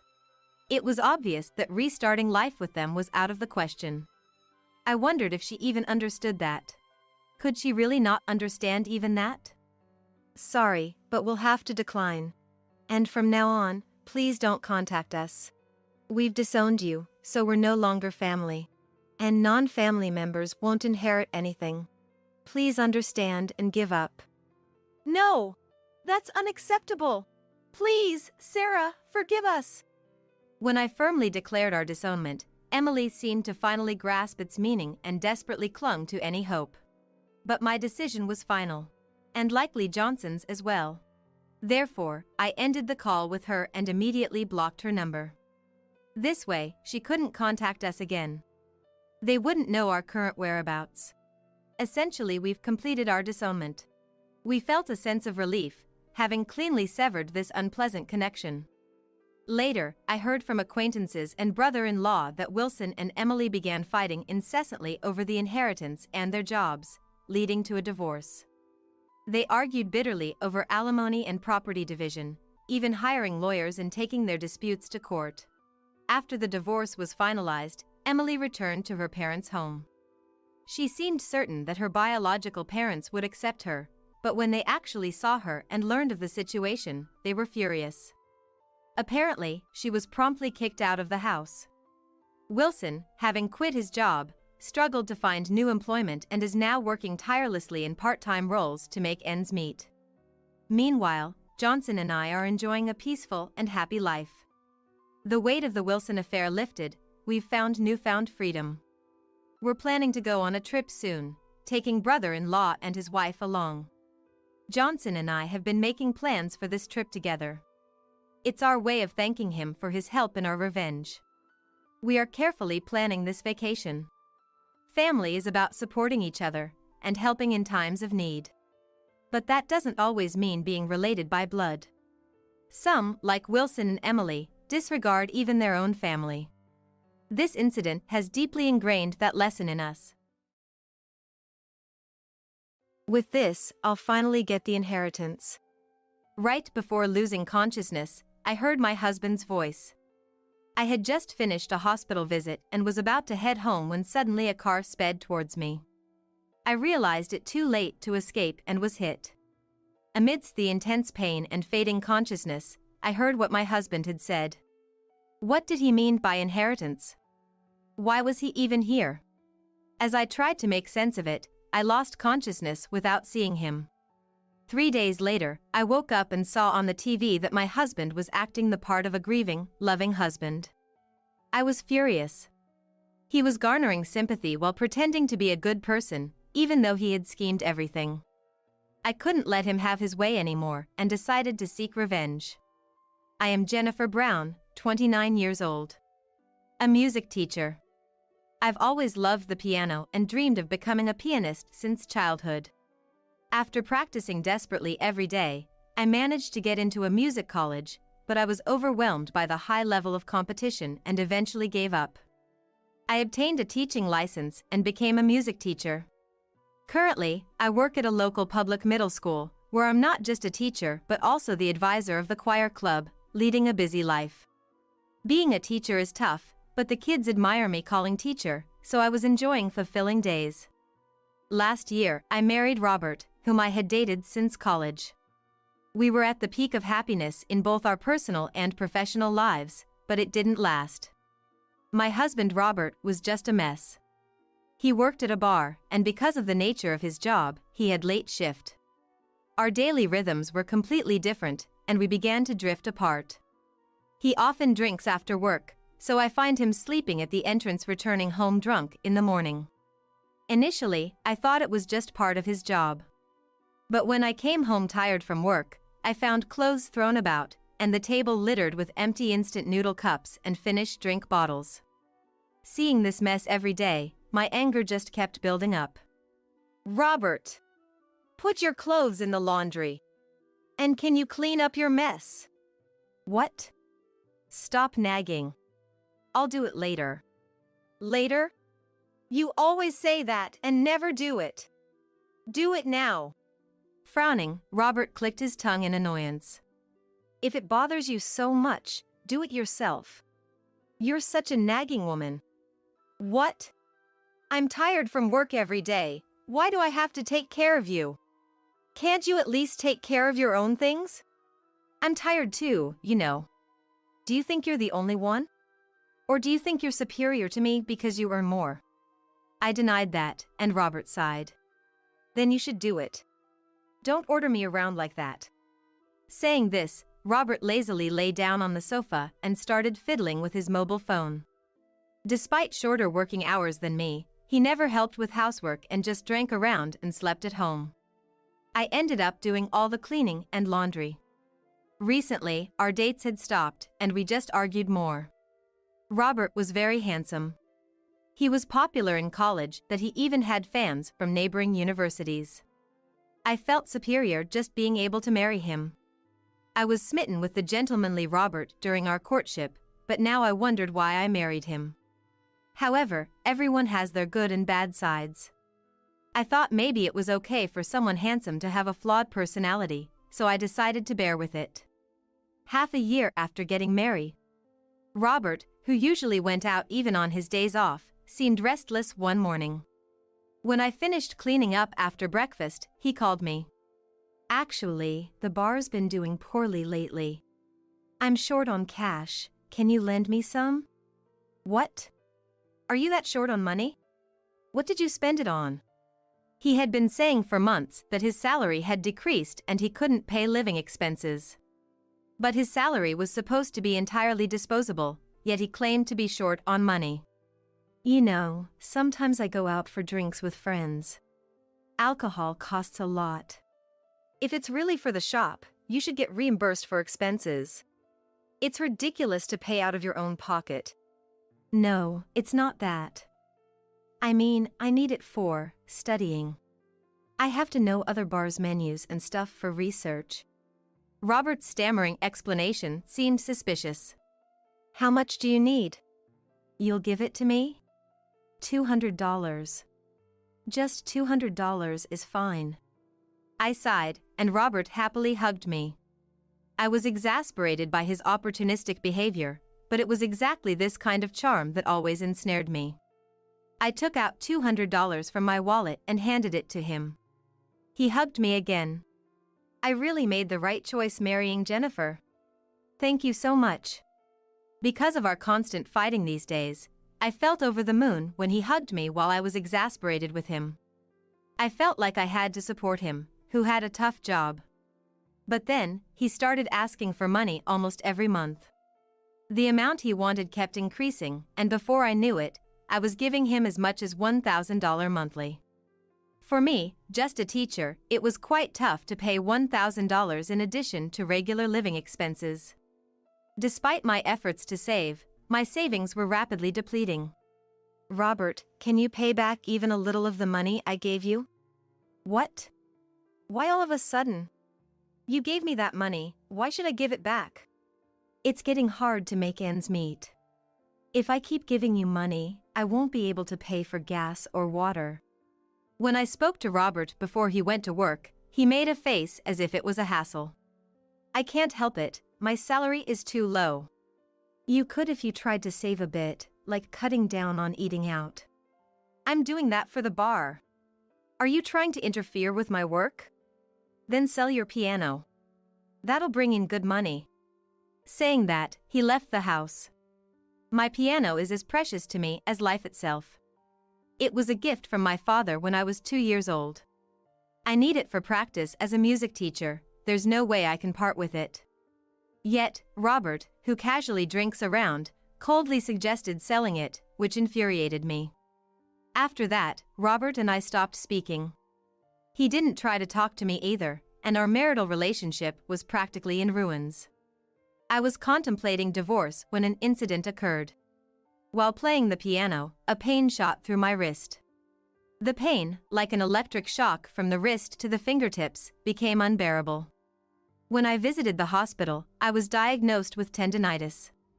If it gets worse, you might need surgery, so you should get a thorough examination at a bigger hospital. Told this at a nearby clinic, I was given a referral letter. Then, I headed to the general hospital in the next town. If my wrist pain worsens, I might not be able to play the piano anymore. And if I can't play, I might lose my job. If that happens, I don't know what to do to make a living. Having focused solely on playing the piano and not having done any other job, I thought changing careers would be difficult. Before the consultation, I felt anxious and heavy-footed. However, the doctor, after seeing the X-rays, smiled and said it was okay. Let's observe for now. If possible, please rest your hand. Don't play the piano for about a week, and if the pain worsens, come back for another visit. I was relieved to hear that it wasn't serious enough for surgery. It happened when I stepped out the parking, just as I was about to leave the hospital triumphantly. Watch out! I heard a woman scream and turned around in shock to see a car speeding towards me. I wanted to run, but my body wouldn't move properly. Then, an immense impact hit my body. It's an accident! Call an ambulance! Get a doctor! I heard various voices. Amidst fading consciousness, a familiar voice reached my ears. With this, the inheritance plan will work out. I heard a distinctly familiar voice amidst the others. But I lost consciousness before I could identify the speaker. 3 days later, I woke up to the ceiling of a hospital room. When I tried to sit up, intense pain shot through my body. Ow, it hurts. Ms. Brown! Can you hear me? I'll go get the doctor, just wait here. I couldn't respond to the nurse's voice. She hurried out, and then the doctor came running. Ms. Brown, do you know where you are? The hospital? Correct. You were hit by a car after your last visit and have been hospitalized. You haven't woken up for 3 days, so we were worried. I was shocked to hear it had been 3 days, but I couldn't voice it. The nurse and doctor then explained my current situation. I had been hit by a car and suffered multiple complex fractures throughout my body. I was still in a period of absolute rest, not even allowed to sit up. It must be boring just lying there. Do you want to watch TV? You can watch it while lying down. The nurse turned on the TV for me, ensuring my comfort. Coincidentally, the TV was covering my accident. Oh, you probably don't want to see this, do you? Should I change the channel? No, please leave it. I want to watch. I couldn't take my eyes off the news. It reported that a woman named Amelia, who hit me with her car, was arrested for dangerous driving causing injury. Seeing the perpetrator's photo, everything made sense to me. Then I realized that the voice talking about receiving an inheritance when I was hit was Robert's. He had intentionally run me over with a car for money. However, the news only reported that he was in Amelia's car as a friend, nothing more. The screen switched to Robert. I never imagined that the car I was in would cause an accident and hit my wife. I keep seeing that scene in my dreams. I can't sleep at night. I exploded with anger at his tearful interview. This accident was undoubtedly schemed by Robert. I couldn't stand him causing me this accident for inheritance and then continuing to act like a good husband. Determined not to let Robert have his way anymore, I vowed revenge. 4 hours after waking up, Robert burst into the room, panting. Jennifer! Thank goodness you're awake! I shook off Robert's hand as he tried to grasp mine uninvited. What's wrong? Are you still in pain? Yes, I am. My whole body is in excruciating pain, all because of you. What are you talking about? The atmosphere grew tense, making even the nearby nurse's expressions stiffen. Trying to lighten the mood, Robert forced a smile. Are you still confused? Is there anything you want to eat? I'll go buy it. I don't want anything. Can you please leave my room right now? Why are you saying that? Jennifer, you're acting strange. It's not strange at all. The accident was schemed by you for the inheritance, wasn't it? Robert looked surprised at my words. What are you talking about? Why would I do something like that? Really? Then why did you take out a high-value life insurance policy a month before the accident? You said you couldn't even afford to pay the living expenses because your salary was low. I was told it's good to have insurance in case something happens. Amelia, the girl who hit Jennifer with her car, she works in insurance sales. She used to work part-time at my bar. Robert had given the same explanation when he took out the insurance. They had been close since her part-time days, and after she got a job at an insurance company, they kept in touch. He said he felt sorry for her as she was struggling to sell policies. As he worried about getting scolded by her boss and having low pay, he decided to take out a policy to help her out. The insurance was taken out because you, Jennifer, earn more than me, right? If something happened and you couldn't work, it would be a problem, so I contracted the insurance for you. Isn't that reasonable? Hearing that, it seemed like his explanation might not be wrong. You're in a situation where you have to borrow money from me and can't pay the living expenses, yet you can afford insurance premiums? If you can pay that much, why not repay me? Don't say that. I got the insurance for your sake. Robert said this while holding my hand. His expression looked genuinely concerned, but I couldn't bring myself to trust him. If that's the case, you won't mind if the insurance money doesn't come in, right? I need quite a lot of money for surgery and hospitalization.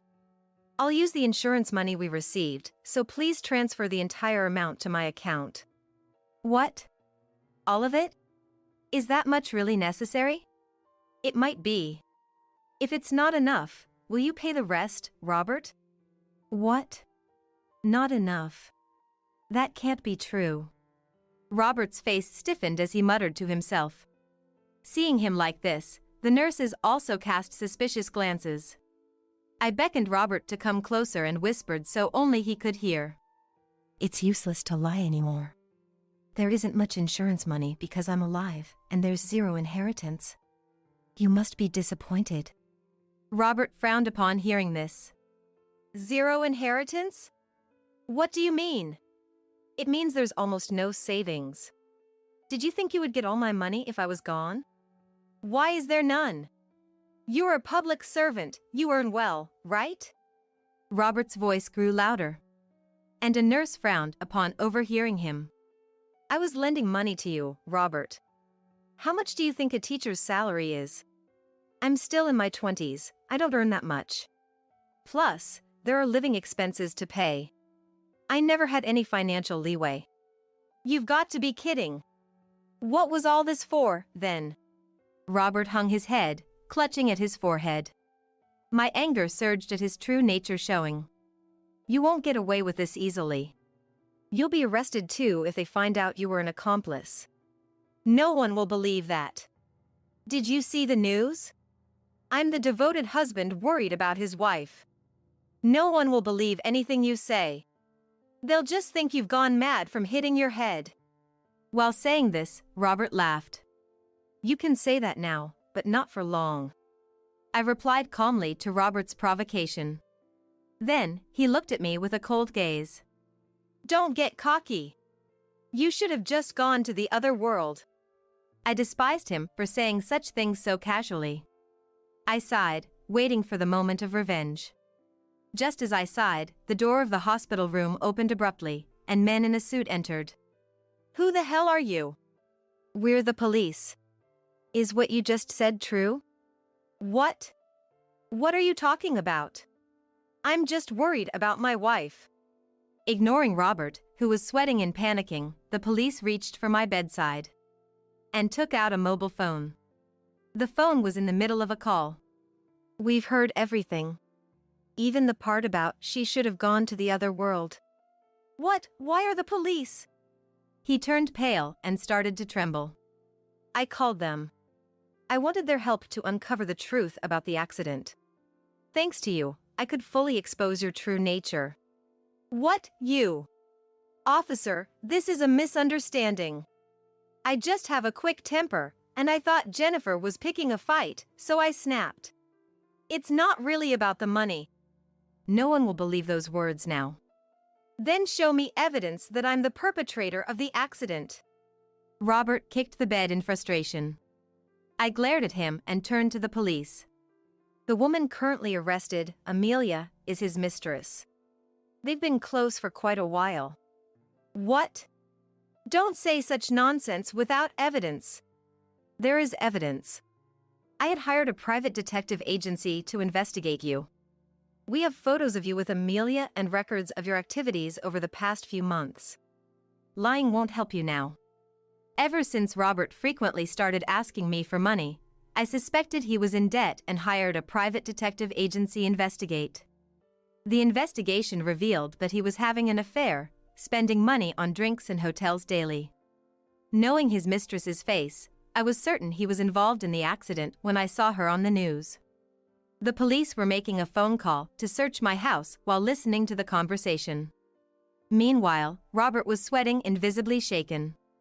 So you ran out of money I gave you, and planned this accident to get the inheritance and insurance money, planning to live with her, isn't that right? That's just your wild imagination. Then I'll take the insurance money. Withdraw it now and bring it to me.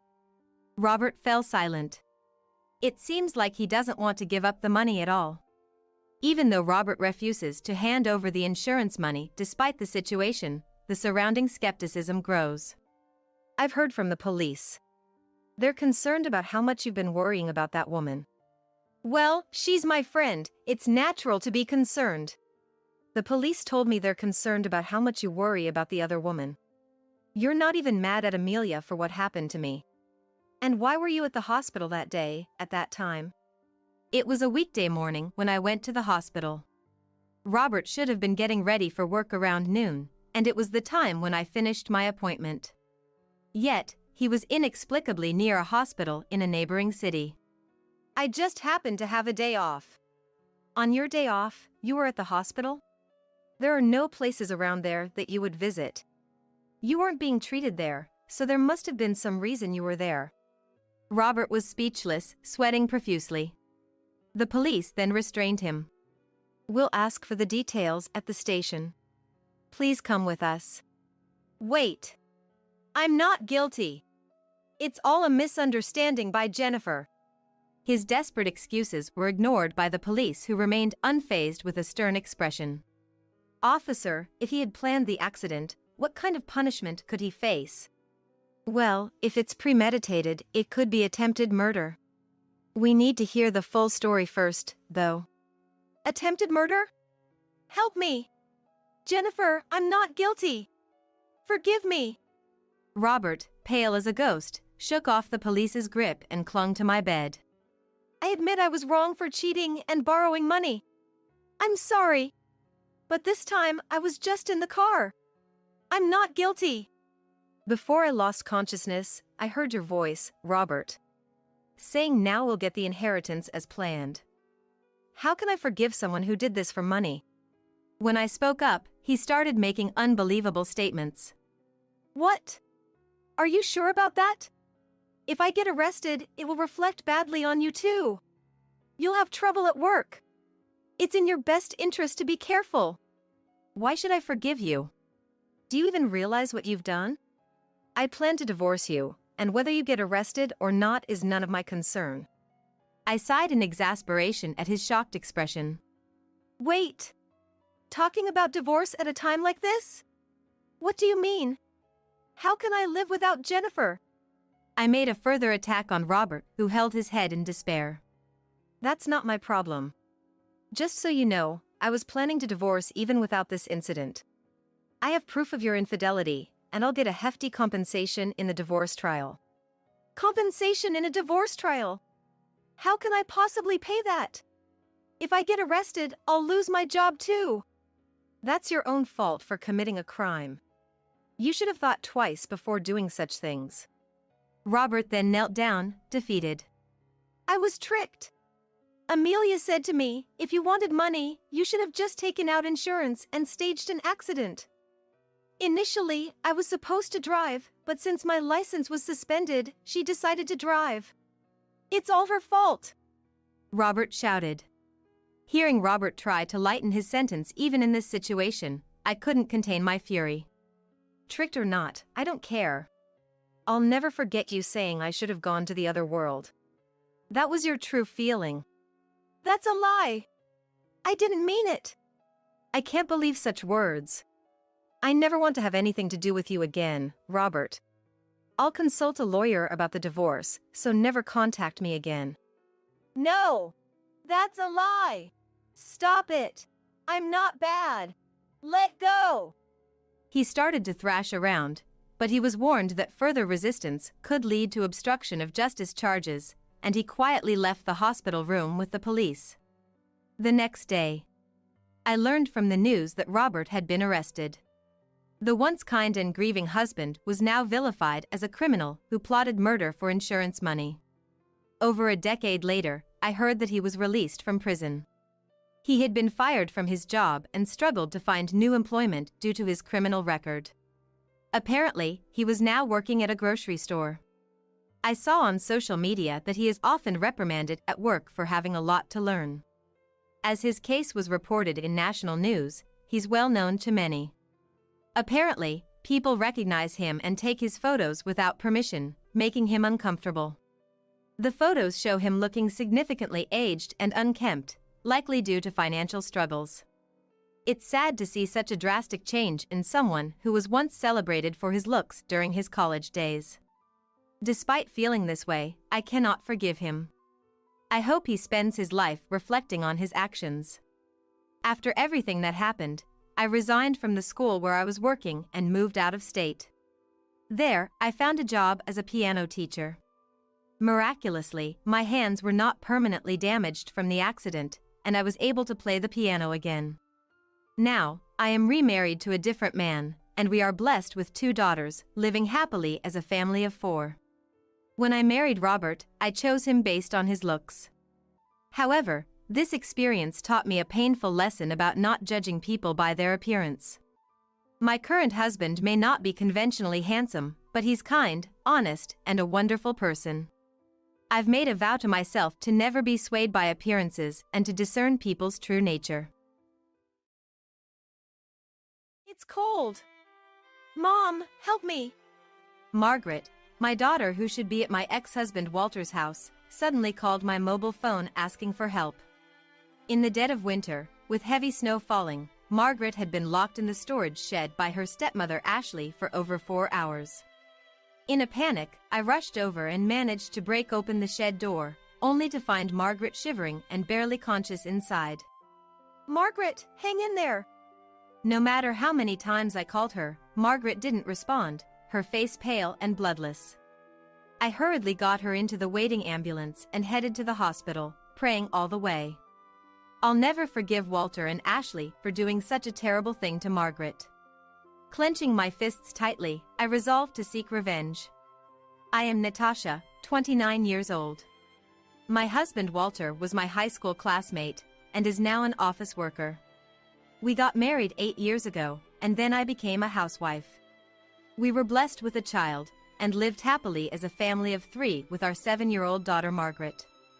But things changed when Margaret started kindergarten. Walter began to look down on me, and unable to bear it, I divorced him 6 months ago. Of course I wanted to take custody of Margaret, but Walter strongly opposed. How can a housewife like you raise Margaret? I couldn't argue, but I couldn't let Walter take custody of Margaret just like that. The court ruled in his favor due to my lack of income and having no living parents to rely on, and Walter took custody of Margaret. Margaret, I'm sorry, Mom can't live with you anymore. My words broke off in tears, and Margaret, clinging to me, cried out loud. I don't want to be away from Mom. I'm sorry. I promise, I'll come to get you as soon as I can. I hugged Margaret gently, making a pinky promise.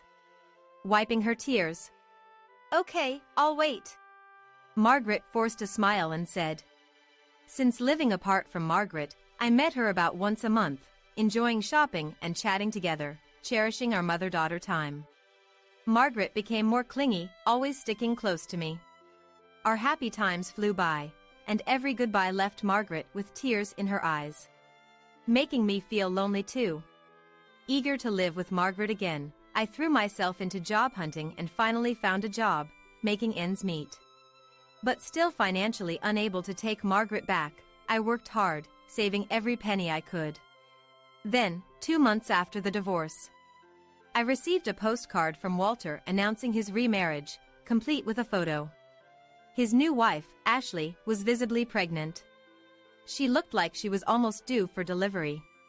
Was he cheating on me while we were married? Suspecting Walter, I called him. Congratulations on your marriage, Walter. How do you know that? A postcard arrived, with your photo. Didn't you send it? No, I didn't. Walter gave a vague answer, so I'm sure that postcard was sent by Ashley just to harass us. You seem so happy, good for you. Thank you. He seemed embarrassed. When I asked to speak to Margaret over the phone, Mom, Ashley's going to have a baby soon. Margaret told me excitedly. Margaret! Don't say unnecessary things. I heard Walter's panicked voice, and then he abruptly hung up the phone. So it's true. He was cheating even before the divorce. He's always been bad at lying or deceiving, so his panic probably confirms it. Yet, I feel ashamed for not realizing it sooner. From that day, Walter hardly let me see Margaret. When I said I wanted to talk to Margaret, he was blatantly annoyed. Ashley's getting annoyed, so stop calling, okay? I just want to see Margaret. Please, let me see her. Are you trying to ruin my family? Stop it already. Walter said that and hung up, not answering my calls after. I'm Margaret's mom. It's frustrating not to even be able to see her. I felt down from the helplessness but couldn't give up. I immediately went to a mobile phone shop and bought a pink kid's mobile phone that Margaret would like. Then, I waited near her elementary school and looked for Margaret as she was coming home. Margaret! Welcome home. Mom! When Margaret saw me, her face lit up with joy, and she ran to hug me. I'm sorry we couldn't meet for so long. Yeah. I was lonely, but I was patient. Dad said if I'm good, I can see Mom. Yay! I handed the kid's mobile phone to the excited Margaret. Call me anytime. But it's a secret from Dad and your new mom, so don't get caught, okay? Wow. Thanks, Mom. Got it, it's a secret. Seeing Margaret's happy face made me smile too. From that day, we messaged each other daily, talking about school and friends. Margaret, are you having any trouble? When I asked, worried. Don't worry, Mom. I'm okay, she always replied. Each time I saw those words, I felt relieved. I'm always on your side, Margaret. I love you, I told her every day. Even though we were apart and couldn't meet, I felt happy to be connected with her through messages. 2 weeks later. In the evening after work, it was snowing. Shivering in the cold, I was heading home when Margaret suddenly called me. Mom, it's cold, help me. Margaret's desperate voice came through, asking for my help, and my heart raced. Where are you now? In the house's storage shed. According to Margaret, Ashley had locked her in there for over 4 hours. I was almost panicking but tried to stay calm not to scare Margaret. I'll come to help you right away, just wait a little bit. Okay, I understand. Right after hanging up, I tried calling Walter's mobile phone several times, but he didn't answer. I was so worried about Margaret that I hurried to Walter's house. Upon arriving, the house was dark, no car, and it seemed no one was inside. What is going on here? I tried to open the storage shed where Margaret was said to be locked in, but it was locked. I broke the door with a shovel nearby and found Margaret inside, curled up and shivering from the cold. Margaret! It's Mom! Margaret, barely conscious, had a weak response to her name, and she felt very hot to the touch. I immediately called an ambulance and accompanied Margaret to the hospital. Why did this happen? During the transport, I kept repeating these words in my head, looking at Margaret's ashen face. I had been too reassured by Margaret's messages saying, "Don't worry, I'm okay." Why didn't I realize something was wrong sooner? I continued to blame myself for my naivety. At the hospital, the doctor told me, she's in a very critical condition. Holding Margaret's cold hand as she lay in the bed, unconscious, I felt a burning anger. I will never forgive Walter and Ashley for what they did to Margaret. I'll make sure they pay. I had decided on my revenge.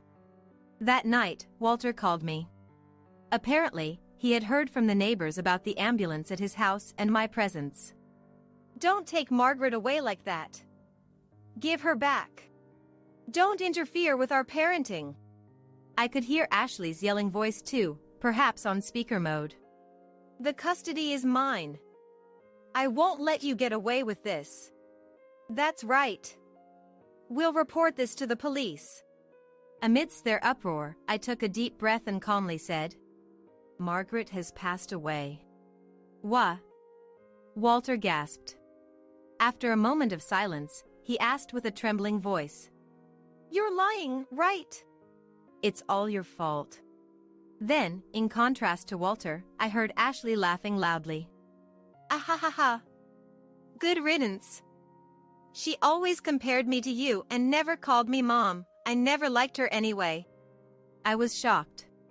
Could it be that for such reasons, this woman was harsh on a 7-year-old Margaret, even locking her in a storage shed? Besides, Margaret never looked like me. I even wondered if she was really my child. Encouraged by Ashley's words, Walter joined in. I was barely able to contain my rising fury. Was Margaret really my child? Maybe she was another man's child? Their mocking laughter came from the other side of the phone. It was too much to bear. I didn't want to talk to these scum any longer. With trembling hands, I said, "I'll handle the funeral arrangements. I'll contact you when the date is set." After hanging up, I sighed deeply. How could they say such horrible things in this situation? I couldn't stop my tears from falling, feeling both sad and frustrated. The next day, I received an unexpected call from Mrs. Simmons, who lives next door to Walter's house. We were close before, and she told me a shocking fact. I immediately called the place she mentioned, confirmed the fact she told me, and gathered some more evidence. Now I can bring them down. Wait for me, Margaret. Then I told Walter I want to discuss Margaret's funeral arrangements, and arranged to visit his house the following Sunday. On Sunday, I visited Walter's house with a man, and Walter and Ashley reluctantly welcomed us. "You were supposed to handle everything, weren't you?" But there are funeral expenses and other things, right? I don't have that much money. Huh? What a hassle. Walter scratched his head and, turning to the man sitting with us, arrogantly crossed his arms and demanded, "Hey, make the funeral for Margaret cheaper. Just give us the cheapest plan with a discount." They both seemed to mistake the companion for a funeral director, as I had told them we were meeting for funeral arrangements. Hey Walter. Do we even need to have a funeral? It's like throwing money away, right? We have to, for appearances. Well, Margaret's life insurance will pay out a lot, and the rest depends on my negotiation skills. Walter, with a triumphant smirk, was adoringly gazed at by Ashley. Life insurance, huh? Wonder if that will go smoothly. As I muttered. Walter glared at me and said, "Huh?"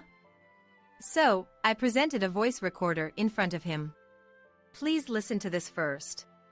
What played was a recording of Ashley yelling and Margaret crying out. The sound alone was heart-wrenching. Walter and Ashley looked at each other in confusion. This isn't Margaret's voice. Yeah, right. Must be someone else. They desperately tried to deny it was Margaret, but I looked at them squarely. No. This voice is definitely Margaret's. Don't you recognize the voice of someone you live with every day? Still, Walter and Ashley insisted it was a mistake. So, I took out my mobile phone and showed them a video. Still going to make excuses after this? It was a video of Ashley forcibly trying to lock a resisting Margaret in the storage shed. Both the woman and Margaret's faces were clearly visible in the footage. There was no way they could deny it now. Why do you have such a video? The dash camera at Mrs. Simmons' parking lot next door caught it. Some cameras still record even if the car isn't moving. The audio was recorded by Mrs. Simmons too, who was worried about Margaret. Mrs. Simmons had always been fond of Margaret since she was little. She told me over the phone how she had been concerned about Margaret's well-being since I left the house. Gradually, she noticed Margaret losing her energy and thought something was off when she started hearing yelling from the house. Mrs. Simmons was worried and reported to Child Services. Ashley, you turned away the social workers who came several times without letting them see Margaret, right? Shut up. It was just too much trouble. Yeah, having them come over is just annoying.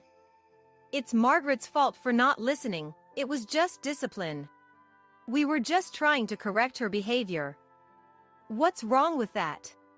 Yelling and forcibly locking her in a storage shed is discipline? Don't be ridiculous. Margaret isn't your toy. Walter and Ashley, still defiant, even had faint smirks on their faces. I decided it was time to introduce the man who had been with me. Just so you know, this man isn't a funeral director. He's the director of Child Services. The man, who had been quietly observing until now. Sorry for the late introduction, he said, extending his business card to Walter. Walter and Ashley's faces turned pale instantly. The director's expression became stern. What you've done is a serious crime. And he said in a cold voice, You're exaggerating. As a director, you should understand that scolding a misbehaving child is a parent's duty. Exactly. Just titles and no sense in what you're saying. Walter and Ashley were still defiant. Enough already. Everything you've done has been testified by Margaret. At my words, Walter momentarily opened his mouth in shock. Then, he suddenly burst out laughing. Ahahaha. How can someone who's dead do that? Ridiculous. Yeah, what's she talking about? Ahahaha. As they pointed at me and laughed, I smiled and informed them. Oh, Margaret is very much alive. What? That was a lie to prevent you from taking her back. Hearing this, Walter and Ashley were shocked, their mouths opening and closing like fish. So, Margaret was a nuisance to you, right? You clearly said that. Then why didn't you give me custody when we divorced? That's because I didn't want to pay you child support. What? That's outrageous. You're the worst, not just as a husband, but as a father too. I was furious to realize the true shallowness of this man who had fought me in court to take away my dear Margaret. I'll take Margaret's custody back through court if I have to, and I'll make sure you both pay. Natasha, don't say scary things. You can have Margaret, okay? Isn't that enough? Not at all. Isn't reflecting and atoning for what you've done also a father's responsibility? Walter still didn't seem to be taking things seriously, so I decided to press further. And one more thing. Ashley was pregnant before we got divorced, right? What are you talking about? Walter's gaze wavered, and Ashley looked down, visibly shaken. No matter how much you try to cover it up, a simple investigation will reveal the truth. Be prepared to pay compensation. That's nonsense now. Can't we just let bygones be bygones? I apologize, so please, let it go. I will never forgive you. That's why I've filed a police report. Upon hearing about the police, Walter's attitude changed abruptly, and he stood up to apologize deeply. I don't want to get arrested. Margaret's alive, right? Natasha, please overlook this. I beg you. Beside him, the previously defiant Ashley also bowed deeply to me. I'm about to give birth. Please, Natasha. Withdraw the report right now. I despised these two for their selfishness to the core. The director also said sternly, "Why don't you just give up?" But suddenly, Walter and Ashley tried to flee, rushing to the door. However, they were promptly arrested by the waiting police officers. It's not my fault. Ashley did everything. What? You're the one who told me to lock her in the shed. The two of them were shouting and resisting in vain. Their commotion attracted the neighbors, who gathered around. In front of the crowd, Walter and Ashley were taken away in the police car. Some time later, Walter and Ashley were sentenced to serve time in a trial. I filed for a change of guardianship and finally got Margaret back. I'm happy that I can be with you, Margaret says with the brightest smile. Determined to ensure a fulfilling life for my daughter, I resolved, I will make Margaret happy, no matter what. It's unthinkable to ask for food money. Taking money from your family is shameful, you should realize that. As my son's wife shouted, glaring at my husband and me, I thought to myself that what's truly unthinkable is her behavior. Unthinkable indeed, you fool. People say your daughter-in-law is a stranger, and it couldn't be more true. Such a brazen woman, she's not part of my family. The one who silenced my daughter-in-law was a single remark from our beloved grandchild. I am Lily, a 65-year-old housewife. I've been married to my husband Thomas for 40 years. We have 2 sons, both of them have their own families now. My eldest son, Michael, lives nearby. He has an 8-year-old daughter, but we rarely see her due to her busy school schedule. However, the last person you want to see is often the one who shows up uninvited. Lily, do you have anything you don't need? I'll take it off your hands. The loud one at the front door is Michael's wife, Emma. I've disliked her ever since my son married her. Looking back, she was always a bit off. She boldly asked about my husband's salary and our savings. Emma, you shouldn't ask such things, even to family. It can upset people. I once said to her, in a lecturing tone. Eh? Why not? We're family. My parents tell me everything. Oh, by the way, they said they hardly have any savings. Seeing her laugh, I felt drained. Later, my younger son's wife said, Lily, I need to talk to you about my sister-in-law. The content was unbelievable. At that time, she was struggling to conceive and was undergoing treatment. Why don't you have kids? You should have them while you're young, it gets harder as you get older. Such meddling made her neurotic. Even when Michael scolded his wife, she showed no remorse. I was just giving advice as a mother, she defiantly claimed. But after successful treatment, a grandson was born to my younger son. Then, this time, Emma sent a message. Just because you had a boy doesn't mean he's the heir, right? My daughter is the first grandchild and the eldest son Michael's child. To the second son's wife soon after giving birth.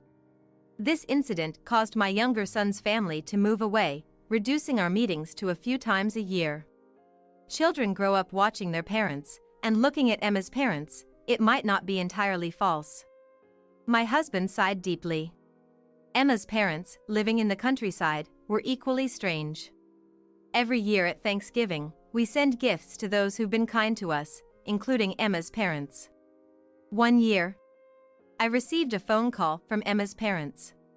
Hello? I was taken aback. So, the assortment of sweets and towels is fine, but we were thinking meat would be better, right? What is she talking about? It's the thought that counts, and besides, we've never received a Thanksgiving gift from Emma's parents. Yet, they had the audacity to say such things. I was hesitant, but when I told Michael about the call, he immediately scolded his wife. I should have told you what they like. Sorry. Next year, please send them their favorite things. I was stunned by her audacious response. Emma, that's not the point. We sent those gifts with love, but both my husband and I felt very offended. We never receive anything from your parents, so we'll refrain next year. We don't want to impose, I said and abruptly hung up the phone. Emma's causing friction in our family. She's odd, we should keep our distance. But contrary to my wishes, when my granddaughter Aria started elementary school, Michael's family moved close to our house. This house will be well taken care of by our family. Lily, you and your husband can comfortably move into a home for the elderly. When she said this with a smile, both my husband and I were speechless. In essence, she meant they wouldn't care for us but would take the house. We didn't expect care from them, especially not from Emma. But living nearby meant we'd frequent use the same supermarket. When I go shopping, there's an 80% chance I run into Emma. Oh? Lily, are you shopping too? What a coincidence, so am I. Emma says this, but I'm not a fool either. She must have seen me leaving our apartment for the supermarket. And her goal was clear, just one thing. These, I saw on TV. They were delicious. This is also recommended. And this too. She would unceremoniously add items to my shopping cart. I live with just my husband, we can't eat all of these. Even I put things back, she'd quickly return them to my cart, saying, "It's fine, I'll take them, don't worry about it." Fine for what? I thought, but with neighbors and friends working at the supermarket, I couldn't raise my voice. After I paid, she brazenly opened the packages as if they were her share and stuffed them into plastic bags, then into her own shopping bags. Even with a 10-pack of eggs, she'd say, "You can't eat all these, right? I'll take some." And open the pack herself. That finally made me angry. I use eggs every day, it's okay. Please give them back. And this meat too, I'll freeze any leftovers. When I said this, Michael and Aria both love eggs. I want them to eat a lot. And meat too. But, Michael's salary has been cut recently. She showed a visibly downcast appearance. Looking at her shopping bag, it was mostly discounted items. Because of her loud voice, other shoppers looked at us strangely. On a day I didn't encounter her at the supermarket, a neighbor working there stopped me to say, "Can't you do something about your son's wife? Asking for more discounts, not listening when we say we don't put sale stickers on items in the cart." Her embarrassing behavior made me feel like my face was on fire. Give me a break. My head's going to explode. Most of my conversations with my eldest son Michael became about his wife. That weekend, Michael and his unusually serious-faced wife Emma came over. As soon as she entered the room, "Lily, I got too comfortable thinking we're family. I'm sorry for the trouble at the supermarket. I'll refrain from such embarrassing behavior from now on." Is this really the same woman? She seemed genuinely remorseful. I later learned from my son that they had a serious fight. He threatened divorce if there wasn't an improvement, which seemingly changed her attitude. Life was peaceful for a while. But people don't change that easily. After that, I felt awkward using the supermarket, so I started ordering groceries online. Then, my son's wife began bringing my granddaughter Arya to visit regularly. Grandma, I drew this. She showed us a well-drawn picture. Oh my. Arya, your colored pencils are quite short. I remarked. I want to buy her new pencils, but things are tough. Sorry, Arya. Emma interjected. Seeing this, my husband took out his wallet. Here, buy Arya some new pencils with this. And gave her a small amount of money. She continued visiting, saying Arya's shoes were too small or she needed new clothes, always appealing to us. Sometimes she'd boldly enter our kitchen and ask, "Do you have anything you don't need?" Hey, is Michael's company really struggling that much? And if life is so hard, why doesn't Emma work? She's been a housewife since marriage, at home during the day. My daughter-in-law, Emma, has been a housewife ever since she got married, and seemed to be at home during the day. If she could use that time for part-time, her life would be a little easier. My husband and I often discussed this. That's the point. Then, out of the blue, my eldest son's family came over. We're thinking of moving in here. A completely unexpected proposition. My husband and I exchanged glances. Sorry to spring this on you, Dad, Mom. Emma suddenly started insisting on living together. See, you got your way. Let's go home. My son tried to take her home, but she stubbornly refused, and it was getting nowhere. My husband, having had enough, said, "If you're that insistent, we won't ask for rent. But you'll have to split the food costs with us. We're living on a pension, after all." Then, she stopped in her tracks. It's unthinkable to ask for food money. Taking money from your family is shameful, you should realize that. She came back with an outrageous response. Aren't you the one who should be embarrassed? And then, if that's how you feel, then we are done as of today. And of course, I'll never let you see Arya again. I watched her fury in silence. Thinking back, ever since she came into our lives, I've never had a day of peace. I've tolerated her because she's my eldest son's choice, but now I've reached my limit. I'll only cut ties with her alone and secretly ask Michael to let us meet our granddaughter. When I was thinking this, hey, what does disowning mean? Like, not seeing each other anymore? If that's the case, I want to disown Mom. Everyone was shocked by my granddaughter Arya's words. Eh? Arya, what are you saying? Especially Emma, who looked astonished. Because, Mom, do you know what my friends call you? The beggar. Sometimes they laugh at me, and I don't want to go to school. The one who's embarrassing is you. Arya's face looked like she was about to cry. Apparently, Emma had been making begging attacks on the parents of Arya's friends too. Besides, you buy things you like, but my clothes and shoes are old. You said you'd buy me new colored pencils, but you never do. Hearing this, I asked, Eh? What do you mean? We gave you money to buy Arya colored pencils, didn't we? I can't believe it, but did you use it for yourself? My eldest son's wife made an uncomfortable face and replied, No. I used it for living expenses. It's hard to get by on just Michael's salary. My son immediately said, What money? And you always say that, so I've been working hard. I've been promoted twice since we got married.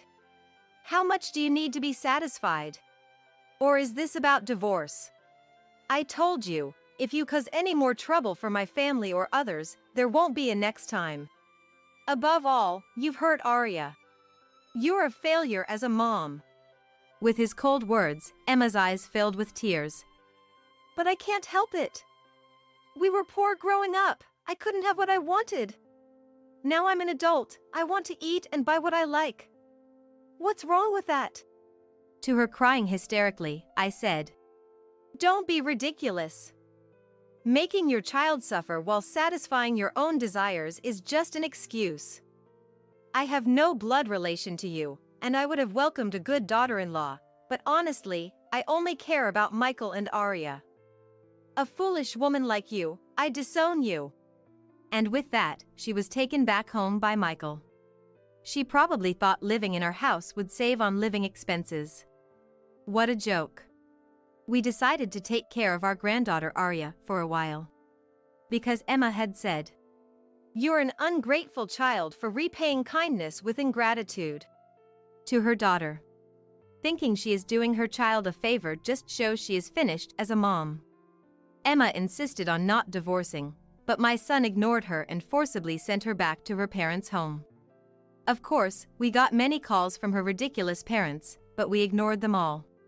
The divorce wasn't easy and went to mediation. But thankfully, my son got custody. That's because her arguments were terrible, all about wanting to stay a housewife and not wanting to divorce, with no thought for Arya. Also, my son hadn't told us, but he had been living a repressed life, documented in his diaries. It was also discovered that Emma had been secretly saving a lot of money in her own bank account, which worked in my son's favor regarding the distribution of property. Honestly, I didn't want to give that woman a cent.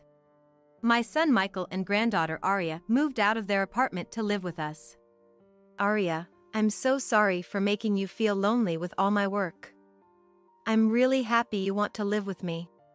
My son was crying with happiness. Arya looked a bit shy. I thought peaceful days were finally here, but then, a few months later, some unwelcome visitor started ringing our doorbell incessantly while my son was at work and my granddaughter at school. What? Looking at the monitor, I saw an unexpected figure. What do you want? Everything's been settled, right? Opening the door, there stood Emma, my former daughter-in-law, and her parents, faces filled with anger. Settled? Don't be ridiculous. Why haven't you paid child support? Emma's mom's words confused us. Excuse me? We're raising Arya here. If Emma were to pay, maybe, but why should we? My husband glared at the three of them, baffled. Then Emma's dad said, Emma has no income after the divorce. For the time being, your son should be taking care of her. That's why he needs to pay child support for Emma. Behind her parents, my ex-daughter-in-law looked at me triumphantly. We couldn't help but laugh at such ridiculous statements. You might want to look up what child support means. How old is your daughter? All I see is a healthy adult woman over 30. Did you really pay travel expenses just to come here and say something so foolish? Following me, my husband added, What you're doing is extortion. Now that we're divorced, we're strangers. We won't hesitate to call the police next time. To be honest, I've never once considered you family. He then pulled out his mobile phone.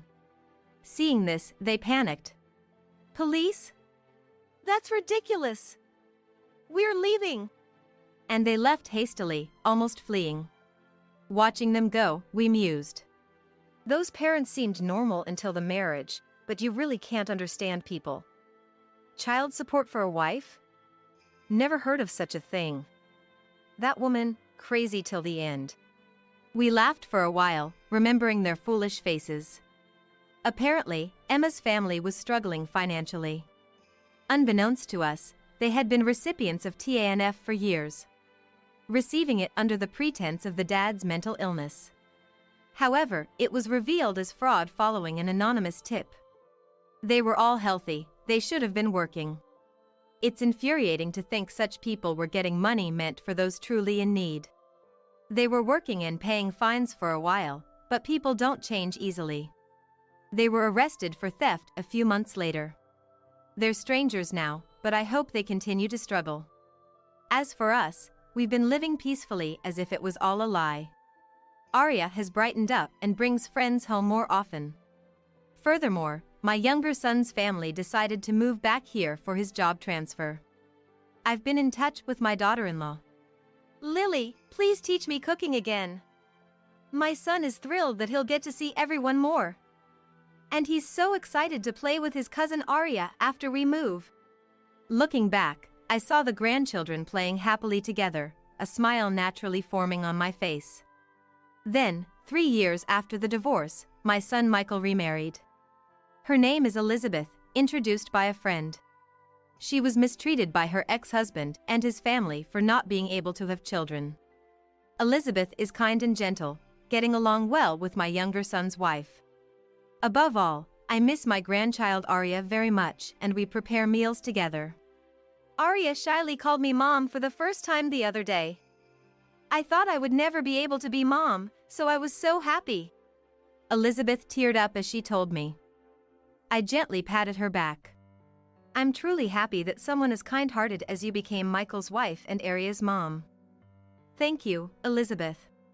Soon, my son's family will move to a new home. Not too far from here. Michael and Arya had a hard time with his ex-wife, but with Elizabeth, they'll surely have peaceful days. My husband and I are planning to start a small garden when we're alone. It seems we'll be able to spend our old age in peace. Thinking about this, I savored our current happiness.